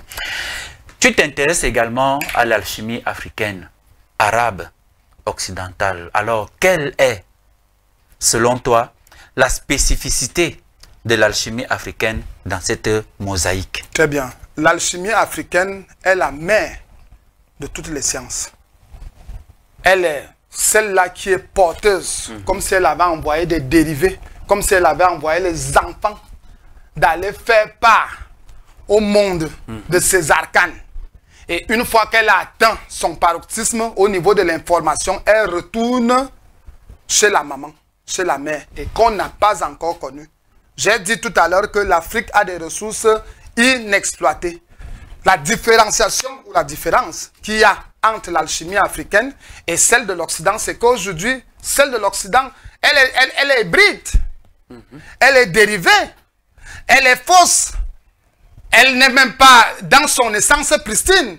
Or, par contre, celle de l'Afrique a d'autres énergies, même qu'on n'a même pas encore découvert et qui vont commencer à être renouvelées. Je parlerai plus loin que l'Afrique actuellement est la pharmacie sur tous les plans, jusqu'aux dimensions nucléaires. Est-ce que nous sommes d'accord? Du monde entier. William Branham dit dans un livre, le 3e Exode, il le dit, je peux lire rapidement, c'est très important concernant les Africains. Je ne veux pas faire comme Taotep dit, un homme qui lit un seul livre est très dangereux pour la société. Non, non, non, aucun homme livre, je lis beaucoup de livres. Dans la page, écrit en 1963, numéro de série 0630, paragraphe 131, franchement, Il y a beaucoup de qualités que possède la race de couleur, que la race blanche devrait avoir. Ils n'ont pas d'inquiétude, ils sont plus spirituels. Il le dit en 1963. Il y a 1000 choses à leur sujet que l'homme blanc n'arrivera jamais à voir. C'est Branham qui le dit. Je reprendrai un célèbre dessin animé, si on peut me le présenter. C'est le dessin animé le plus vendu. Vous entendez les enfants parler Naruto, Naruto, Naruto. Et les enfants qui font les mains arrière comme ça. Naruto, Uzumaki et ainsi de suite. Est-ce qu'on peut faire voir? Voilà. Ce dessin animé de 2010 en 2016 a fait plus de 350 millions de ventes. Mais Nanamoto Uzushiku fait une statistique remarquable. Il dit qu'il y a 5 grands villages. 5 grands villages. 5 grands villages. Konoha, ainsi de suite, le pays de feu, le pays de sable. Mais dans ses travaux, il dit Kumo. Encore dit en Chine ou en japonais, Kumogakure no Sato, signifiant littéralement village caché par les nuages. Et le village caché dans le pays de la foudre, en tant que l'un des 5 grands villages ninja, Kumo est dirigé par un Kage, connu sous le nom de Raikage. Il y a eu 5 Raikage, vous pouvez les voir, vous pouvez contempler. C'est de très grands travaux, je vous ai dit c'est le dessin le plus vendu. On a les 5 grands Kage qui se retrouvent à Kumo. Mais plus loin, on se rend compte avec ses travaux, avec son architecture, avec sa géographie, avec son esquisse, il parle de l'Afrique. Et dit dans son dessin animé d'origine japonaise que l'Afrique est le continent le plus puissant, est le continent le plus fort. Parce qu'ils utilisent ce qu'on appelle une technique de Rayton. On va se calmer, frère. On va se calmer, on va se calmer. On va se calmer. Tu as dit que je parle. On va se calmer. Est-ce que nous sommes d'accord? Oui, nous sommes d'accord. Donc, c'est-à-dire l'alchimie africaine est comme ce noyau-là. Et à partir de ce noyau, il y a un déploiement de connaissances vers d'autres sphères, n'est-ce pas, de l'univers et du monde. Tout à fait. D'accord, frère. Également, tu évoques des disciples comme des disciplines comme le Tao Te Ching, le bouddhisme, les mangas que tu viens de présenter ou la mythologie. Quel lien fais-tu justement entre ces expressions culturelles et la quête spirituelle de l'homme noir? D'abord, toutes les connaissances et tous les savoirs viennent de l'homme noir. Je vais un peu expliquer ça selon le principe de l'éther newtonienne. Newton explique dans les Principia Philosophiae Mathematica, à partir de la page 129. Il dit, je suis entendu, il dit, l'éther vient des comètes. Et puis elle est attirée par la pesanteur. Bien que c'est elle qui couvre l'univers, mais elle monte. Il dit, elle est attirée par la pesanteur de la Terre, et quand elle entre dans la Terre, elle concrétise la matière, et cette matière devient des arbres, et ainsi de suite. Ça devient des ruisseaux, ça devient des herbes et des animaux. Et puis, ces arbres, ces animaux et ces ruisseaux renvoient cet éther en exhalant. C'est-à-dire, il parle de dégager une certaine vapeur. Que cette vapeur retourne vers les comètes, et maintenant ces comètes-là se précipitent vers le soleil les broie, et le soleil les broie, et puis cet éther-là repart vers les comètes, et puis ça retourne sur la Terre. Il appellera ça une rotation cyclique cosmique. Alors, en ce qui concerne les connaissances dont tu viens de faire part, qui sont des dérivés, en réalité, la connaissance subit une rotation cyclique cosmique ou historique. On ne dira pas que quel lien on fait. C'est simplement que les origines se dégagent depuis l'Afrique. Et puis, elles font la rotation du monde entier, comme les 24 heures, dans le mouvement écliptique, et ainsi de suite. Et ainsi de suite. Et puis, certaines disciplines prennent des noms différents. Ça prend donc des emballages, le Tao Te Ching, le bouddhisme Samsara, le bouddhisme Yiking, le bouddhisme Nevada, et ainsi de suite, le yoga de Patanjali, et ainsi de suite. Ça commence donc à porter des noms. Parce que j'ai dit dès le départ que l'Afrique, c'est une mère qui envoie des enfants aller faire des découvertes. Est-ce que nous sommes d'accord? D'autres reviennent étant des chimistes, d'autres reviennent étant des médecins, d'autres reviennent étant des scientifiques, d'autres reviennent des philosophes, et ainsi de suite. Mais tout ça vient d'où? Voilà pourquoi je vous ai parlé de ce manga, c'est très riche. Parce que vous allez voir dans ma culture, je suis polymorphique. Je ne m'arrête pas sur un seul livre. D'ailleurs, c'est un penseur africain, Frantz Fanon, qui le disait. Un homme qui lit un seul livre est très très dangereux pour la société. Et un homme sans instruction est un âne bouglement chargé. Alors je ne voudrais donc pas être ça. C'est pour cela que je peux vérifier toutes les cultures. Et je vous ai dit, les Japonais le disent, que l'Afrique, c'est elle qui garde les mains. Et si vous suivez le synopsis du manga, l'acteur qu'on appelle Naruto tient un démon, qui est la représentation des bombes atomiques, mais qui ne parvient pas à le contrôler. Mais vous savez là où il va trouver l'équilibre pour contrôler ce démon et ce monstre? C'est en Afrique. C'est pour vous dire, à travers cette maxime, c'est que même les travaux du nucléaire, même les travaux sur l'uranium, si on veut parler de boucles anti-missiles, si on veut parler de la médecine du nucléaire, c'est aussi toujours en Afrique qu'on pourra trouver cette matière. D'accord, frère. Justement, dans ton parcours, y a-t-il eu une révélation ou un moment clé qui t'a poussé à embrasser une vision aussi large du savoir? Par exemple, en off, tu m'as fait savoir que l'autre jour, il y a un soucoupe qui t'a visité vers 4 heures du matin. Tout à fait. Ça peut paraître anodin, ça peut paraître même fou pour l'entendement de l'humain normal et du profane. Alors qu'en est-il véritablement? Donc j'ai posé la question de savoir dans un premier temps dans ton parcours s'il y a eu une révélation ou un moment justement clé qui t'a poussé à embrasser une vision aussi large du savoir. On dit chez nous en petit,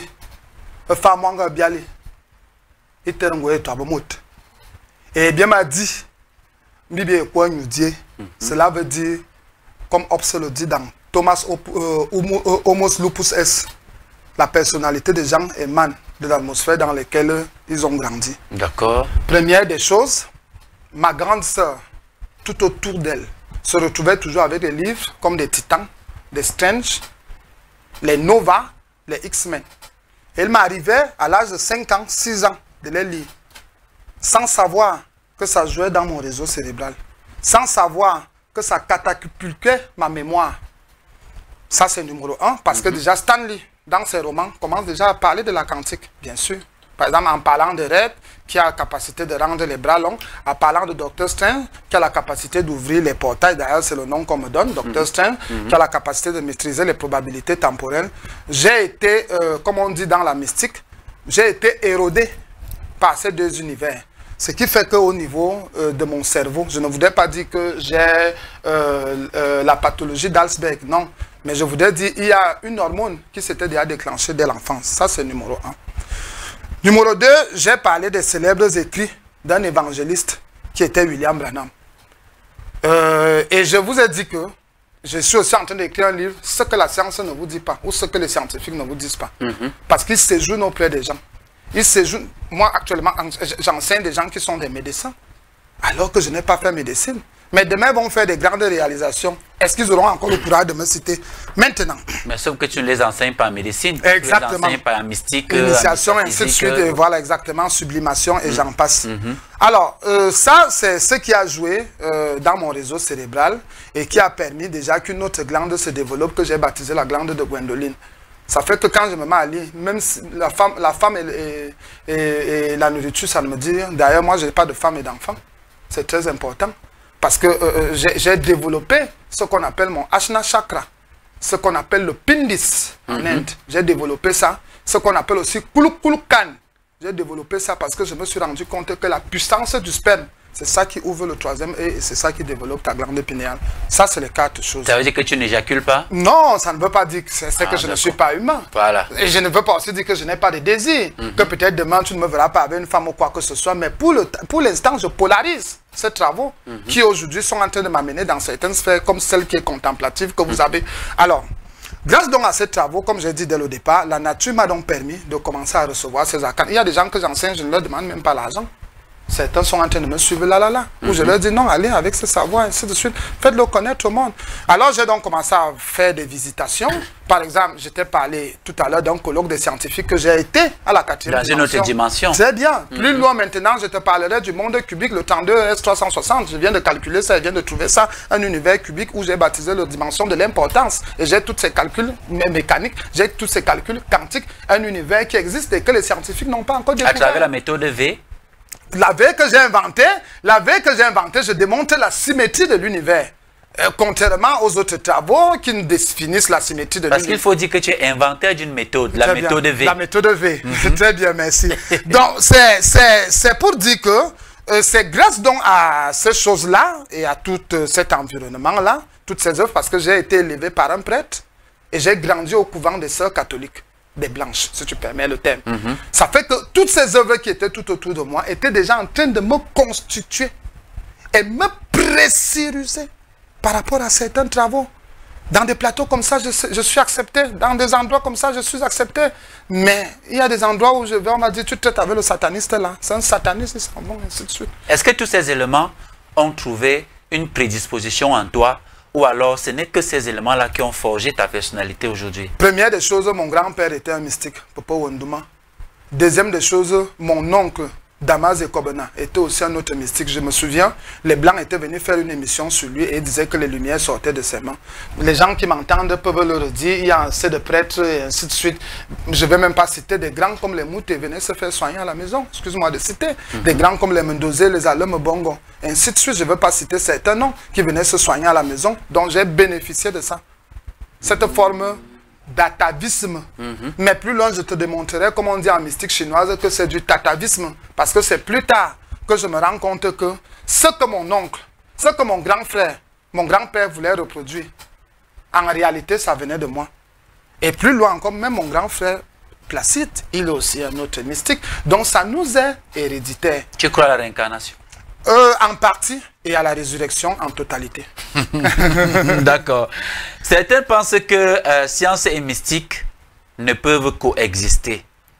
Que leur réponds-tu à partir de ton propre vécu et de tes propres recherches? Madame Nola, Madame Tang a été mon professeur d'université en lettres modernes françaises, qui est la maman de X Malaya. Elle ne disait pas, en ce qui concerne les lettres modernes françaises, lettres modernes, disait science des lettres. D'abord, au niveau de la définition, la science et la mystique sont une seule chose. Je crois que c'est la question. Au niveau de la définition, la science et la mystique sont une seule chose. Maintenant, la deuxième des choses qui dérange souvent, c'est lorsque on apporte la matérialité de ce qu'on a vécu dans la dimension abstraite. Par exemple, de mes propres expériences dont je suis en train de te parler. Je te parle par exemple tout à l'heure d'un univers cubique que la science n'a pas encore découvert. À partir de, je te donne jusqu'à où ça vient même, à partir de la constellation du poisson.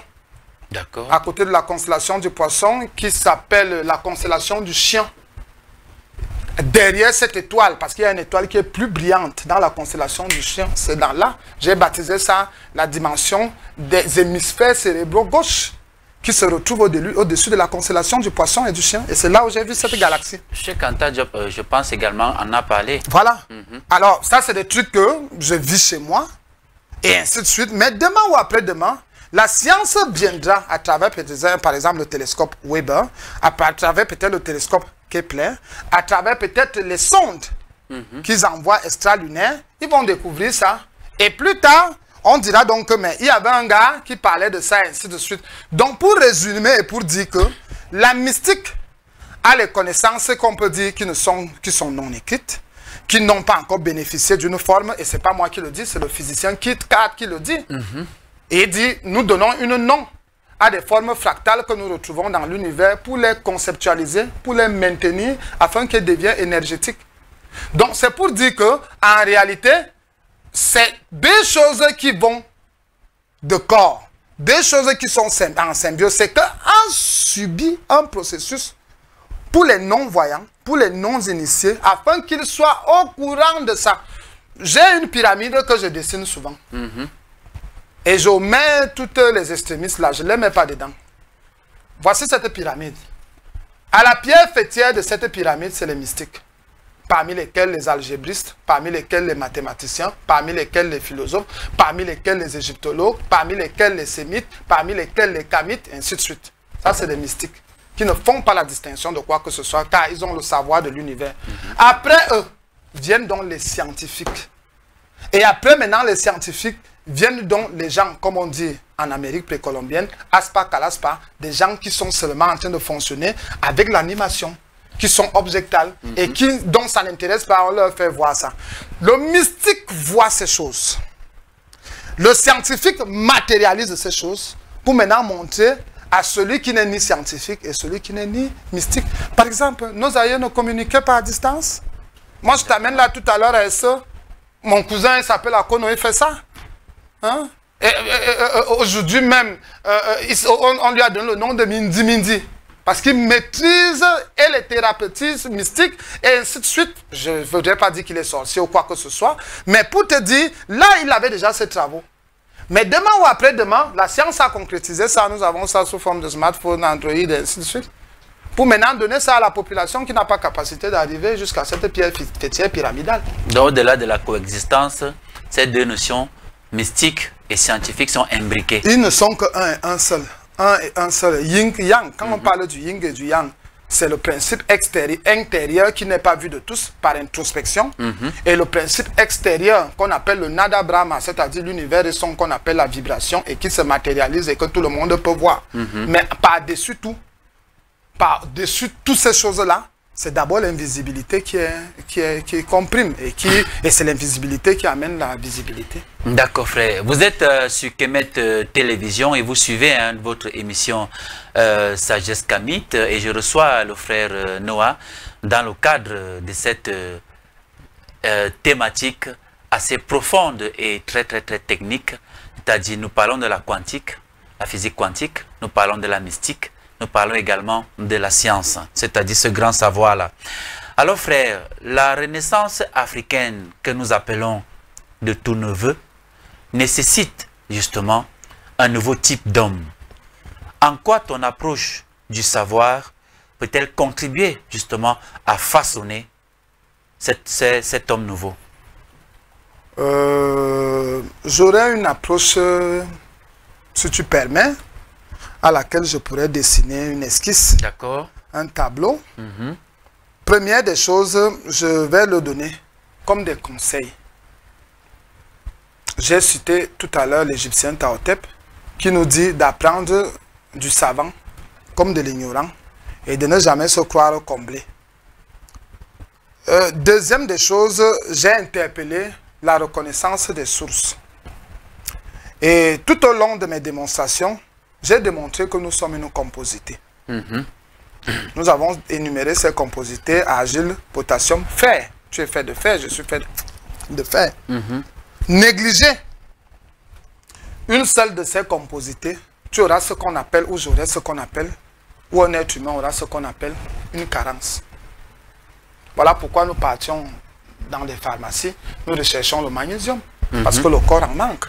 Nous recherchons le fer, parce que le corps en manque. C'est dans toute cette composité. Alors j'interpelle, parce que le réveil de l'Afrique, Branham écrit le réveil de l'Afrique, et baptise ça le réveil de la reine du Sud. Et il dit, quand je suis arrivé en Afrique, c'était le peuple le plus spirituel, parce qu'il a fait le tour du monde, il a fait le monde entier cette fois, avec ses prêches et ses enseignements. Il dit, c'était le monde le plus spirituel. Alors, j'interpelle donc les gens à ne pas d'abord limiter leur savoir. Deuxième des choses, de ne pas entrer dans l'opus. C'est-à-dire, dire moi, je, mon. À peu près comme les églises réveillées font. Je suis témoin de Jéhovah, le pentecôtiste est faux. Et le pentecôtiste dit le musulman est faux. Et le musulman dit le branhamiste est faux. Et le branhamiste dit ainsi de suite, le rosicrucien est faux et tout le reste. Tout à l'heure, moi j'ai cité les livres de la Rose-Croix. Je sais que les gens me suivent. J'ai cité par exemple Libertares Paragantum. C'est les livres rosicruciens. J'ai cité par exemple des livres même qui font peur. Comme on va appeler Pharma Fraternitatis. Mais quelqu'un qui est non initié, quand il va entendre ça, il va fuir. Il va dire que tu es franc-maçon. Exactement. Je cite ses œuvres. Une fois, j'ai fait une démonstration où j'ai corrigé les travaux d'Albert Pike. Donc, c'est pour dire, on appelle ça l'eau philosophale. Flamel dit qu'on peut trouver la pierre philosophale et on la piétine tous les jours, mais on ne se rend pas compte. J'ai fait par exemple dans les mines, j'ai des photos, parce que moi je parle toujours avec preuves. J'ai fait à Betaroye. Betaroya, j'ai fait là-bas. J'ai fait même le carretage qui est très bien ici dans la zone de Kibi. Il y a même une autre zone ici à Ezeka, Sombadjek. Dans cette zone-là, j'ai fait dans les travaux d'or. Mais on a creusé, on faisait des grands trous, ainsi de suite. Mais laisse-moi te dire, là on était couché, là on déposait les sacs, c'est là où il y avait l'or. Et le footballeur qui nous avait amené, dont j'étais le nom, parce qu'on avait bénéficié d'un permis d'exploitation minier à caractère artisanal, parce qu'il y a l'artisanal, il y a le semi-mécanisé, il y a l'industriel. Et quand on l'a eu, il dit, mais Lionel, on a déjà souffert, j'ai déjà perdu des millions, tous mes réserves, donc l'or était là où nous nous retrouvons. Donc c'est pour dire, je crois une chose, il ne faut pas mépriser ce que les autres ont. Comme tu l'as si bien dit, mon savoir, si tu permets le terme, est large parce que je fais des découvertes. Vous trouvez normal qu'un homme comme moi s'assoie jusqu'à voir 436 épisodes de Naruto et les retenir, jusqu'à m'asseoir et voir Dragon Ball Z et réétudier et voir qu'est-ce que veut dire Vegeta, qu'est-ce que veut dire Sangoku. C'est l'amour de ce qu'on fait. C'est pour cela que j'ai dit et j'interpelle mes frères. C'est cet homme nouveau-là qui est susceptible C'est cet homme nouveau-là qui est susceptible à transcendenter, qui est appelé à de grands savoirs. Et c'est comme ça que le réveil africain va s'épanouir. Parce que nous sommes en gestation de réveil sur tous les plans. Le monde est déjà totalement catastrophique. Là-bas, on parle même déjà de l'âge de fer, où les mentalités sont bizarres, où les constructions sont bizarres. Ils vivent les provocations et les retours sismiques. Ils vivent les problèmes de raz de marée. Mais l'Afrique est le protecteur, est le gardeur. Mais maintenant, est-ce que les Africains sont prêts? Où ils sont conscients. Est-ce qu'ils sont conscients de cela? Voilà pourquoi je félicite de grands travaux comme ceci.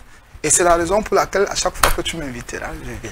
D'accord. Il faut dire que dans la vie civile, tu es fiscaliste, c'est ça? Fiscaliste. Voilà. CDI 3, Yaoundé 4. D'accord. Nous allons prendre deux dernières questions pour terminer ce magnifique entretien. Tu sembles naviguer à travers les savoirs sans frontières. Mais y a-t-il pour toi un véritable fil conducteur ou une vérité centrale justement qui relie tous ces domaines? Très bien. Je raconterai un conte et des légendes. Je vais me fier à un film qui a été très très grandement vendu. Aujourd'hui on parle des Avengers, on dit même que c'est l'industrie cinématographique la plus vendue au monde, bien sûr, au niveau de la fiction, parce qu'il la réalise sur une échelle de 2018 HD, qui déjà n'est pas encore accessible aux gens, alors que nous on a encore 1068 HD au niveau de la haute définition. En réalité, Stan Lee réalise une œuvre et il écrit Doctor Strange. Et Doctor Strange, c'est un individu qui est très sûr de lui. C'est un médecin généraliste, chirurgien. Et il a l'habitude de choisir les cas des malades qu'on lui présente. Et puis un beau jour, il va faire un accident, parce qu'il allait à un concert, il fait un accident, ses bras se cassent. Tout son savoir réputé mondialement n'a pas pu faire cela. Il demande même les radiogrammes à HD, 4D, ainsi de suite. On n'a pas pu résorber cette fracture. Mais plus tard, il rencontre un des patients qu'il avait refusé de soigner parce qu'il n'avait pas de moyens. Et il le trouve en train de jouer au basket. Il appelle Jonathan Pambot. Il lui dit, Jonathan, s'il te plaît, est-ce que tu me reconnais? Jonathan lui dit, je te reconnais, c'est toi le célèbre médecin qui avait refusé de me recevoir parce que tu avais des ministres et des directeurs. Il lui dit, s'il te plaît, mes bras, je ne peux pas vivre sans mes bras, je suis déjà pauvre. Il lui dit, si tu veux guérir tes bras, ça ne sera pas par l'intermédiaire de ce que tu as appris. Ça sera par l'intermédiaire de la mystique. Il dit, comment ça la mystique? Je n'ai jamais vu ça. Il lui dit, tu vois mes bras, moi je joue dehors au basket, si tu veux, il y a un endroit que je vais t'indiquer. Il lui dit, va à Kamatage. Kamatage, ça se retrouve aux Indes. Et quand le docteur arrive, c'est un très grand film, il faut le voir, ça a été vendu à des trillions et des trillions de milliards d'exemplaires, ainsi de suite. Et il s'en va à Kamatage, il trouve d'abord la maison. Il dit, c'est pas possible, c'est quel endroit ça? On lui dit, ok, tu dois rencontrer le grand sorcier suprême. Il arrive là, il trouve un vieillard avec la barbe. Il croit que c'est lui le grand sorcier suprême, alors que c'est une femme qui est la grande sorcière suprême. La femme lui présente que bon, voilà, il faudrait, je comprends pourquoi tu es là, je t'ai vu à travers une boule de cristal et ainsi de suite, mais je vais te dire, il faut qu'on te soigne d'une autre manière. Il dit comment? Il dit par le biais des chakras, par le biais énergétique. Il dit non, je n'ai pas dépensé tout mon argent pour qu'on m'amène dans un endroit comme ça. Alors cette dame le touche directement, il fait des voyages, il va dans des mondes inelliptiques, dans des dimensions, dans des probabilités supratemporaires, et ainsi de suite. Quand il revient à lui-même, il dit pardon, enseigne-moi. Je regrette de t'avoir méprisé. Alors, je vais te donner ces codes-là. La médecine que Dr Strange maîtrise, ça montre la spécialité que les gens ont. Elle peut être spécialité sur le kémétisme, elle peut être la spécialité sur l'égyptologie, elle peut être la spécialité sur le christianisme et les musulmans et j'en passe. Deuxième des choses, le voyage qu'il fait, quittant d'un endroit à un autre, représente le déplacement qu'on fait à travers une œuvre, à travers une source, à travers une initiation, à travers une connaissance. Et Eva la découvre et on lui donne maintenant le moyen de se soigner ça. Il lui dit, moi, on m'avait enseigné que cela est faux. Est-ce que nous sommes d'accord? Et là, directement, cette dame fait une partition de magie et directement, il s'en va dans des dimensions subliminales. Cela représente une œuvre à laquelle on s'est stationné et on commence à lire et on découvre vraiment des choses qu'on n'avait jamais découvertes et qui peuvent véritablement guérir nos mains, guérir nos problèmes et nos soucis. Je reviens encore avec un adage de type Caribi, il est au Bwanga. Moi, je parle rapidement en français, en héros, on nous racontait ça, notre grand-mère nous racontait ça, qu'il y avait une maman. Elle avait deux filles. La première des filles n'était pas sa fille, mais c'est la deuxième qui était sa propre fille. Et elle maltraitait la première. Alors un jour, elle a fouetté la première, elle est partie. Et dès qu'elle est partie, elle a commencé à se promener dans un village lointain. Elle a trouvé une grand-mère dans une vieille cabane. Là, tu reconnais l'histoire. La grand-mère, exactement, la grand-mère là lui dit, en Kinkani, ben, chez nous on appelait ça un Kinkani, c'est-à-dire un conte. Et dans ce Kinkani, la grand-mère là lui dit, vraiment tu entrerais ici, mais comme tu es entré ici, voilà un grain de riz. Prépare. Elle a pris le grain de riz, elle a mis dans la marmite, c'est devenu beaucoup de riz. Après, elle a sucé l'os, elle lui a donné, prends aussi cet os humain. Elle a pris l'os. Après, directement, c'est devenu beaucoup de viande. Ils ont mangé le soir, ils ont soupé jusqu'au lendemain. Le lendemain, quand elle devait déjà partir, elle lui dit, voilà, 2 œufs. L'œuf qui va te dire, prends-moi, ne la prends pas. Et l'œuf qui va te dire, ne me prends pas, prends-la. Elle a obéi exactement. Quand elle a cassé l'œuf qui lui a dit, ne me prends pas, les châteaux sont sortis, des domestiques sont sortis, des chevaliers sont sortis, des maisons, des sites, elle est devenue une grande reine. L'autre, ayant appris, décida aussi de suivre cette route. Mais quand elle va, on lui dit, elle voit d'abord la cabane, elle se marie. Elle voit la grand-mère avec une dent, elle dit, oh, dis donc, comment la dent, elle est sale, elle est mauvaise, et ainsi de suite. On lui dit, voilà un grain de riz, il faut préparer. Elle dit, non, ma mère ne m'a jamais appris à préparer un grain de riz. La dame prend donc, parce que c'était une magicienne, une fée. Après, maintenant, cette dame prend donc un sac de riz, elle lui donne, quand elle prépare, ça devient un grain de riz. Maintenant, quand elle prépare maintenant un sac de viande, ça devient une seule viande. Elle pose les mains à la tête, elle est stupéfaite. Le lendemain matin, quand elle est décidée de partir, puisqu'elle avait même décidé de partir à 5 heures, elle trouvait la maison totalement et entièrement nauséabondeuse. Elle a directement sorti ces 2 œufs, elle lui donne. L'œuf qui va te dire, casse-moi, ne la casse pas. Celle qui va te dire, ne me casse pas, casse-la. Elle a plutôt cassé celle qui a dit, casse-moi les dinosaures, et les monstres l'ont mangé. C'était des contes initiatiques. C'était des contes à caractère télestique qui nous amenaient à une certaine vision que nous allons avoir, à ne jamais négliger quelque chose. À ne jamais dire que ça, ce que moi on m'a appris, voici ça. Voilà comment moi on m'a appris ça, et ainsi de suite, les choses se révolutionnent. C'est pourquoi on peut apprendre même d'un plus petit que soi. J'ai lu Ptahhotep, l'Égyptien. Il nous apprend cela. Apprend même de l'ignorant. On peut même apprendre et même du savant. Tout à fait. Moi, parfois, je finis d'enseigner comme ça, même à me promener. Je quitte peut-être et qui est concentré, parce que notre cercle est qui est concentré. Quand je suis en train de rentrer là, je suis en train de marcher à pied, quelqu'un va arriver. Peut-être j'ai même 1 million sur moi, tu ne sais pas. Mais je suis en train d'étudier et les comportements sociaux, et les relances sociaux, le mouvement des astres, et ainsi de suite. Donc, c'est pour nous dire, la connaissance ne vient pas sur une ligne, et si nous voulons un réveil, ce n'est pas en négligeant ce que les autres ont. Je te prends un cas. Actuellement, excuse si je le cite, c'est mon ami, mon camarade de classe, il est égyptologue. Est-ce que vous savez qu'actuellement, je suis en train de le soigner au nom du Seigneur Jésus-Christ? Ça vous fait rire. Mais là, il est en état. Il est en état, et je n'ai pas refusé ce mouvement égyptologue. Au contraire, il me montre des pentacles, il me montre des sucres, et ainsi de suite. Il me dit, voilà ça, ainsi de suite. Donc, je pense que la connaissance devrait fusionner. La connaissance devrait être non limitée et acceptée de tous, mais faire un discernement. Est-ce que nous sommes d'accord? La filtrer. Que voilà. Moi, je ne crois pas tout ce que les églises réveillées racontent. Tout comme je ne crois pas tout ce que mes frères Kamid racontent. Tout comme je ne crois pas tout ce que les musulmans racontent. Mais tu verras, sur tout un chacun, il y a un bien. Sur chaque pierre, il y a des alluvions. Sur chaque endroit, tu trouveras un morceau quand même précieux. Moi, j'ai déjà ramassé 10 000 francs au sol. Mais est-ce que le sol là, c'est le sol de la BEAC? Est-ce que le sol là, c'est là où on fabrique l'argent? Non. C'est dans des endroits inimaginés. Dernièrement, c'était un téléphone que j'ai ramassé dans un stade. Là où les gens urinent, je pars et je trouve un smartphone totalement éteint. C'est après quand j'ai allumé que nous avons appelé la personne et elle est venue récupérer. Donc c'est pour dire, ne limitons pas la connaissance. Si nous voulons un vrai réveil, j'ai cité toutes les œuvres. Je suis quitté de l'Afrique, l'Orient, l'Occident, Asie, patati patata. J'ai tout donné ici, le meilleur de moi-même. Jusqu'au football, pour dire on peut tirer des archétypes et des connaissances. D'accord, frère. Pour sortir définitivement, si un jeune Africain justement demandait par où commencer ce voyage dans l'univers du savoir, que lui dirais-tu à partir de ton expérience? Première des choses, à avoir des capacités pressurisées. Quelles sont ces capacités pressurisées?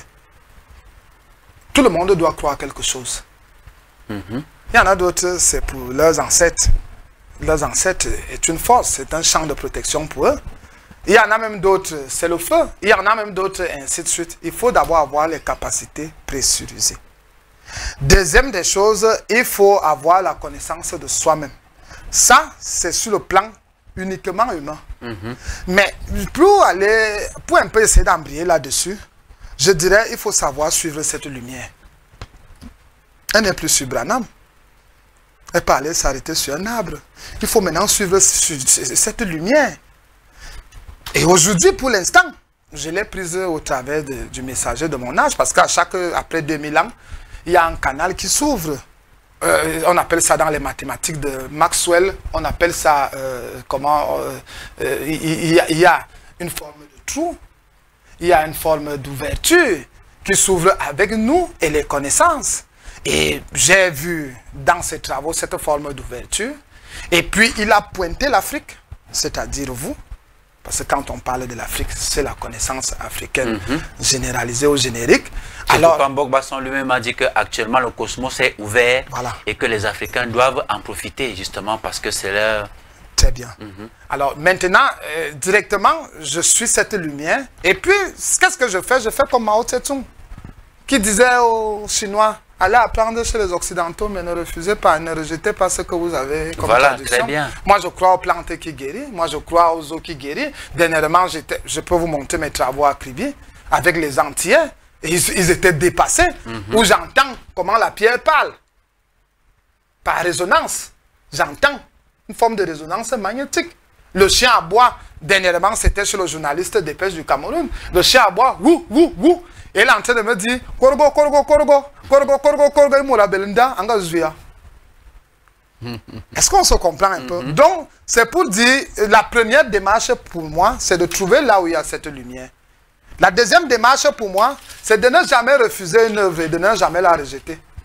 C'est ce que Flamel, ce n'est même pas seulement Fulcanelli le dit, l'homme qui a écrit les œuvres sur la cathédrale, c'est mystique là. Il le dit, il dit que la pierre mystique, l'élixir, la chrysopée, on peut la trouver même dans des toilettes. Quand on regarde par exemple le bananier, comment il pousse, comment il grandit à travers ses déchets. Est-ce que nous sommes d'accord? Et quand on regarde plus loin, c'est les Chinois qui ont commencé à faire cette découverte. Hein? Les sels ou les rejets des porcs, ça sert de nutrition aux poissons. On va donc revenir sur ce que Lavoisier nous disait. Est-ce que nous sommes d'accord? Rien ne se perd, tout se conserve et tout n'est qu'une rotation. Exactement. Donc c'est pour dire donc, ce que je peux conseiller à mes jeunes frères africains, c'est de s'ouvrir. C'est de s'ouvrir et de ne pas refuser quelque chose parce qu'on a dépassé ça.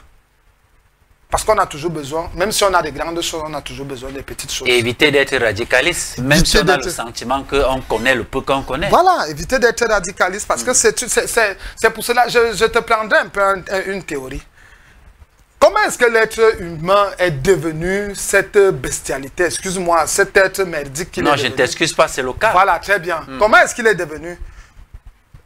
Les traditions hermétiques nous disent que la même lumière qui a créé ce monde se retrouve sur chaque astre, se retrouve sur chaque relief, se retrouve sur chaque côté du ciel, sur chaque étoile. Mais la seule personne sur qui ça ne se retrouve pas, c'est sur l'être humain. Et ils disent que quoi? L'être humain a enterré la lumière, le feu secret des sages dans le tombeau de la matière. Et comment est-ce qu'il a fait pour enterrer cette lumière dans la matière? Ah, c'est en s'individualisant. En se séparant des autres. Non, tel est de telle tribu, je ne parle pas avec lui. Le racisme, le tribalisme, l'ethnisme, exact. C'est-à-dire tous ces fléaux-là. Tout ce qui finit par isme là. Très bien. Ça a d'abord commencé à assombrir cette lumière. Parce que plus loin, je commande d'abord. C'est d'abord au travers des astres. Non, les astres sont en haut. Ah, ce n'est que les mouvements solaires. Ils se séparent alors que ces astres-là communiquent. Et là, même ces représentations-là, à l'étoile. Et après, maintenant, il quitte de cette vision-là. Il commence à se séparer des végétaux. Il dit non, c'est bon à manger, de cueillir l'ondolé, de manger le casse-manga, de manger les goyaves. Il s'est séparé maintenant du règne végétal. Ensuite, maintenant, il se sépare du règne animal. Non, ils sont bons à manger, à glouiller le foin, et ainsi de suite, à ouvrir le ventre, et ainsi de suite, ainsi de suite. Il s'est séparé. Et après, il s'est séparé de qui? Des hommes. Non, moi, je suis pentecôtiste, moi, je suis kamite, moi, je suis égyptologue, moi, je suis branamiste, moi, je suis ceci, cela. Ça a encore fermé. Plus loin, maintenant, il s'est fermé avec qui? De lui-même. Voilà pourquoi Fulcanelli parle du grand dragon. Et le grand dragon, c'est qui? C'est toi-même. Maintenant, il s'est enfermé comme ça. Il est devenu orgueilleux. Il est devenu orgueilleux. Il est devenu arrogant. Individualiste. Arrogant. Parfois méchant. Parfois méchant. Parce que tout ce n'est que concentré sur lui et sur lui seul. Et là, ça a fermé, ça a créé donc ce qu'on appelle l'obtus. Ça a fermé totalement cette connaissance, ce savoir. Et aujourd'hui, il se retrouve dans un laboratoire éteint. Parce que les réels travaux dont nous faisons, même externes, ne sont même pas seulement. C'est les vrais travaux, c'est interne, par le mouvement introspectif. Voilà pourquoi un célèbre médecin, Gustav Jung, un psychanalyste, disait que la véritable lumière se retrouve à l'intérieur de nous. Un mystique indien le disait déjà, Sri Namanashi, il disait que vous cherchez Dieu, ainsi de suite. Dieu est en vous et vous êtes Dieu. Mais qu'est-ce qui se passe? C'est parce qu'on s'est fermé. Par le biais des traditions, par le biais des autres, par la concurrence, par le mépris des autres, et ainsi de suite. Mais si chacun avait éveillé cette lumière interne, il n'y aurait pas de musulmans, il n'y aurait pas de pentecôtistes, il n'y aurait pas de témoins de Jéhovah, il n'y aurait pas de Bamileke, il n'y aurait pas de Wondo, et ainsi de suite. Et ça, il devait avoir cette unité. Il devait avoir très bien cette unité grandiose-là. Et en réalité, c'est ce à quoi les gens devraient tendre. Et c'est le chemin que je pourrais conduire aux gens. Même si un jour je viendrais débattre ici, je ne vais pas débattre dans le but de vouloir trop montrer que je dépasse les autres. Non. Parce que tout à l'heure, quand on a parlé de la quantique, on a parlé de l'origine de la matière, on voit que c'est fait de bosons, on voit que c'est fait de fermions, on voit que c'est fait de gluons, on voit que c'est fait d'hadrons, on voit que c'est fait de leptons, on voit que c'est fait de xino, on voit que c'est fait de exino, on voit que c'est fait de plutono, on voit que c'est fait de gravissimo pour concrétiser une matière. Alors, toi le kémite, toi le sémite, toi le pentecôtiste, toi l'égyptologue, toi le musulman, nous devrions former une seule matière et je crois que voilà comment viendra le réveil de l'Afrique. Et je pense également que, frère, cette lumière, elle est juste éteinte, mais elle n'a pas disparu. Elle n'a pas disparu. Avec un travail sur soi. Tout à fait. Et ce que nous essayons de faire, c'est pour réallumer justement cette lumière-là, pour que l'homme, in fine, redevienne ce qu'il a été dès le départ. Tout à fait. Tout à fait. Tout à fait. Parce que pour revenir même dans ce sens-là, certains chrétiens me suivent. Moi, j'enseigne le bouddhisme. J'enseigne les concentrations, les méditations transcendantales. Mais est-ce que ça se retrouve dans leurs églises là? Mais laisse-moi te dire que tous ces chrétiens-là étaient des mystiques. C'était des ésotériques. C'était ceux qui travaillaient sur ce qu'on appelle la voie brève. J'enseigne par exemple le yoga de Patanjali. J'enseigne même plus loin le Dantian supérieur et le Dantian inférieur. Est-ce que j'ai limité ma vision? Non. C'est parce que je crois que il y a cette lumière dont tu parles, la subtile, qui se retrouve à l'intérieur de nous et qui est encore là. Et qui, comme l'écrit un célèbre écrivain de dessin animé qui s'appelait Inuyasha, dans Inuyasha, on parle des perles, les perles d'âme. Et dans le dessin, on montre que les perles d'âme se retrouvent même dans les monstres. Je ne sais pas si on se comprend. Alors maintenant, qu'est-ce qu'il fait Inuyasha? C'est de récupérer ces perles d'âme pour faire que son épée redevienne grande et que ça protège l'univers. C'est quelque chose c'est une métaphore qui représente cette lumière qui est à l'intérieur de nous et que nous pourrions travailler par des méthodologies introspectives, mais qui aussi a besoin des expériences des autres. Par exemple, j'ai cité des pylônes comme Bouddha, qui a été en Asie. J'ai aussi cité des pylônes indiens. Est-ce que nous sommes d'accord? Qui ont fait des travaux introspectifs. Et je vais loin, je cite aussi Branham. Branham dit qu'il parle de vider son corps. Et Branham dit de parler avec l'être intérieur. Dans la brochure, écouter sa voix. Parce qu'il faudrait que les chrétiens le sachent. Moi, je le dis à haute voix. Branham n'est pas l'aspect religieux que les gens ont. Ça, c'est un aspect, je ne sais pas, c'est en 0,001 micromètre de qui est Branham. Branham a des voix ésotériques, les voix occultes. Et ce n'est pas lui qui a initié ces connaissances-là. Même Saint Jean de la Croix le pratiquait déjà. Même Saint Thomas d'Aquin le pratiquait déjà. Plus loin, il y en a beaucoup. Donc, c'est pour cela que je dis, pour ces travaux que nous sommes en train de faire, et pour ces réalisations que nous sommes en train de faire, il faut être capable de revenir à cette lumière et d'enlever ce qu'on appelle dans la mystique, ôter les poisons. Parce qu'il y a les poisons à l'intérieur de nous. Le poison n'est pas à l'extérieur. Le poison, d'abord, c'est toi-même. Après que tu es donc entré dans ce laboratoire interne, qu'on appelle encore la mine souterraine, tu entres donc dans cette mine, tu commences maintenant à enlever les poisons, et ainsi de suite. Et puis, tu commences à poncer ton miroir. Parce qu'à l'époque, on ponçait les miroirs pour se voir. Et en mystique, on dit, on ponce le miroir pour voir Dieu qui est dans l'art. Alors maintenant, tu te mets donc à penser ça, toi-même avec des mauvaises attitudes, toi-même avec l'orgueil, toi-même avec l'égocentrisme, et ainsi de suite. Et puis, Dieu va se parfaire à toi, et cette lumière va se parfaire à toi. Infiniment merci, frère, pour cette science holistique que tu as développée tout au long de cette émission. Ce jour, infiniment merci. Nous espérons te voir de nouveau dans ce studio. Peut-être dans le cadre également d'un débat avec d'autres personnes qui pensent autrement. Et dit-on souvent que c'est à travers le choc des idées que j'ai la vérité. La vérité. Infiniment merci d'être venu. Merci. D'accord. À travers cet échange, nous venons de parcourir des territoires que l'on dit souvent séparés. La science et la mystique, la raison et l'intuition, la mémoire ancestrale et la pensée moderne. Et pourtant, grâce à la justesse brillante de ton regard, toi, frère Noah, nous avons compris que tout cela peut coexister, peut même s'imbriquer, s'enrichir mutuellement et surtout éclairer le chemin de la Renaissance africaine. Car oui, la sagesse kamite n'est pas un retour nostalgique vers un passé figé, mais bien dynamique, vivante, capable d'intégrer la complexité du monde tout en restant enraciné dans nos valeurs profondes. Et c'est par des esprits comme le tien, justement, que cette lumière continue de briller, de se propager et de réveiller les consciences. Merci infiniment à toi, une fois de plus, pour cette traversée de l'univers du savoir.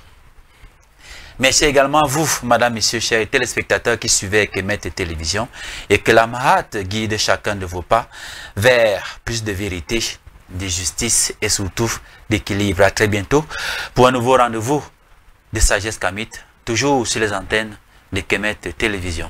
3 Fotep et à très bientôt.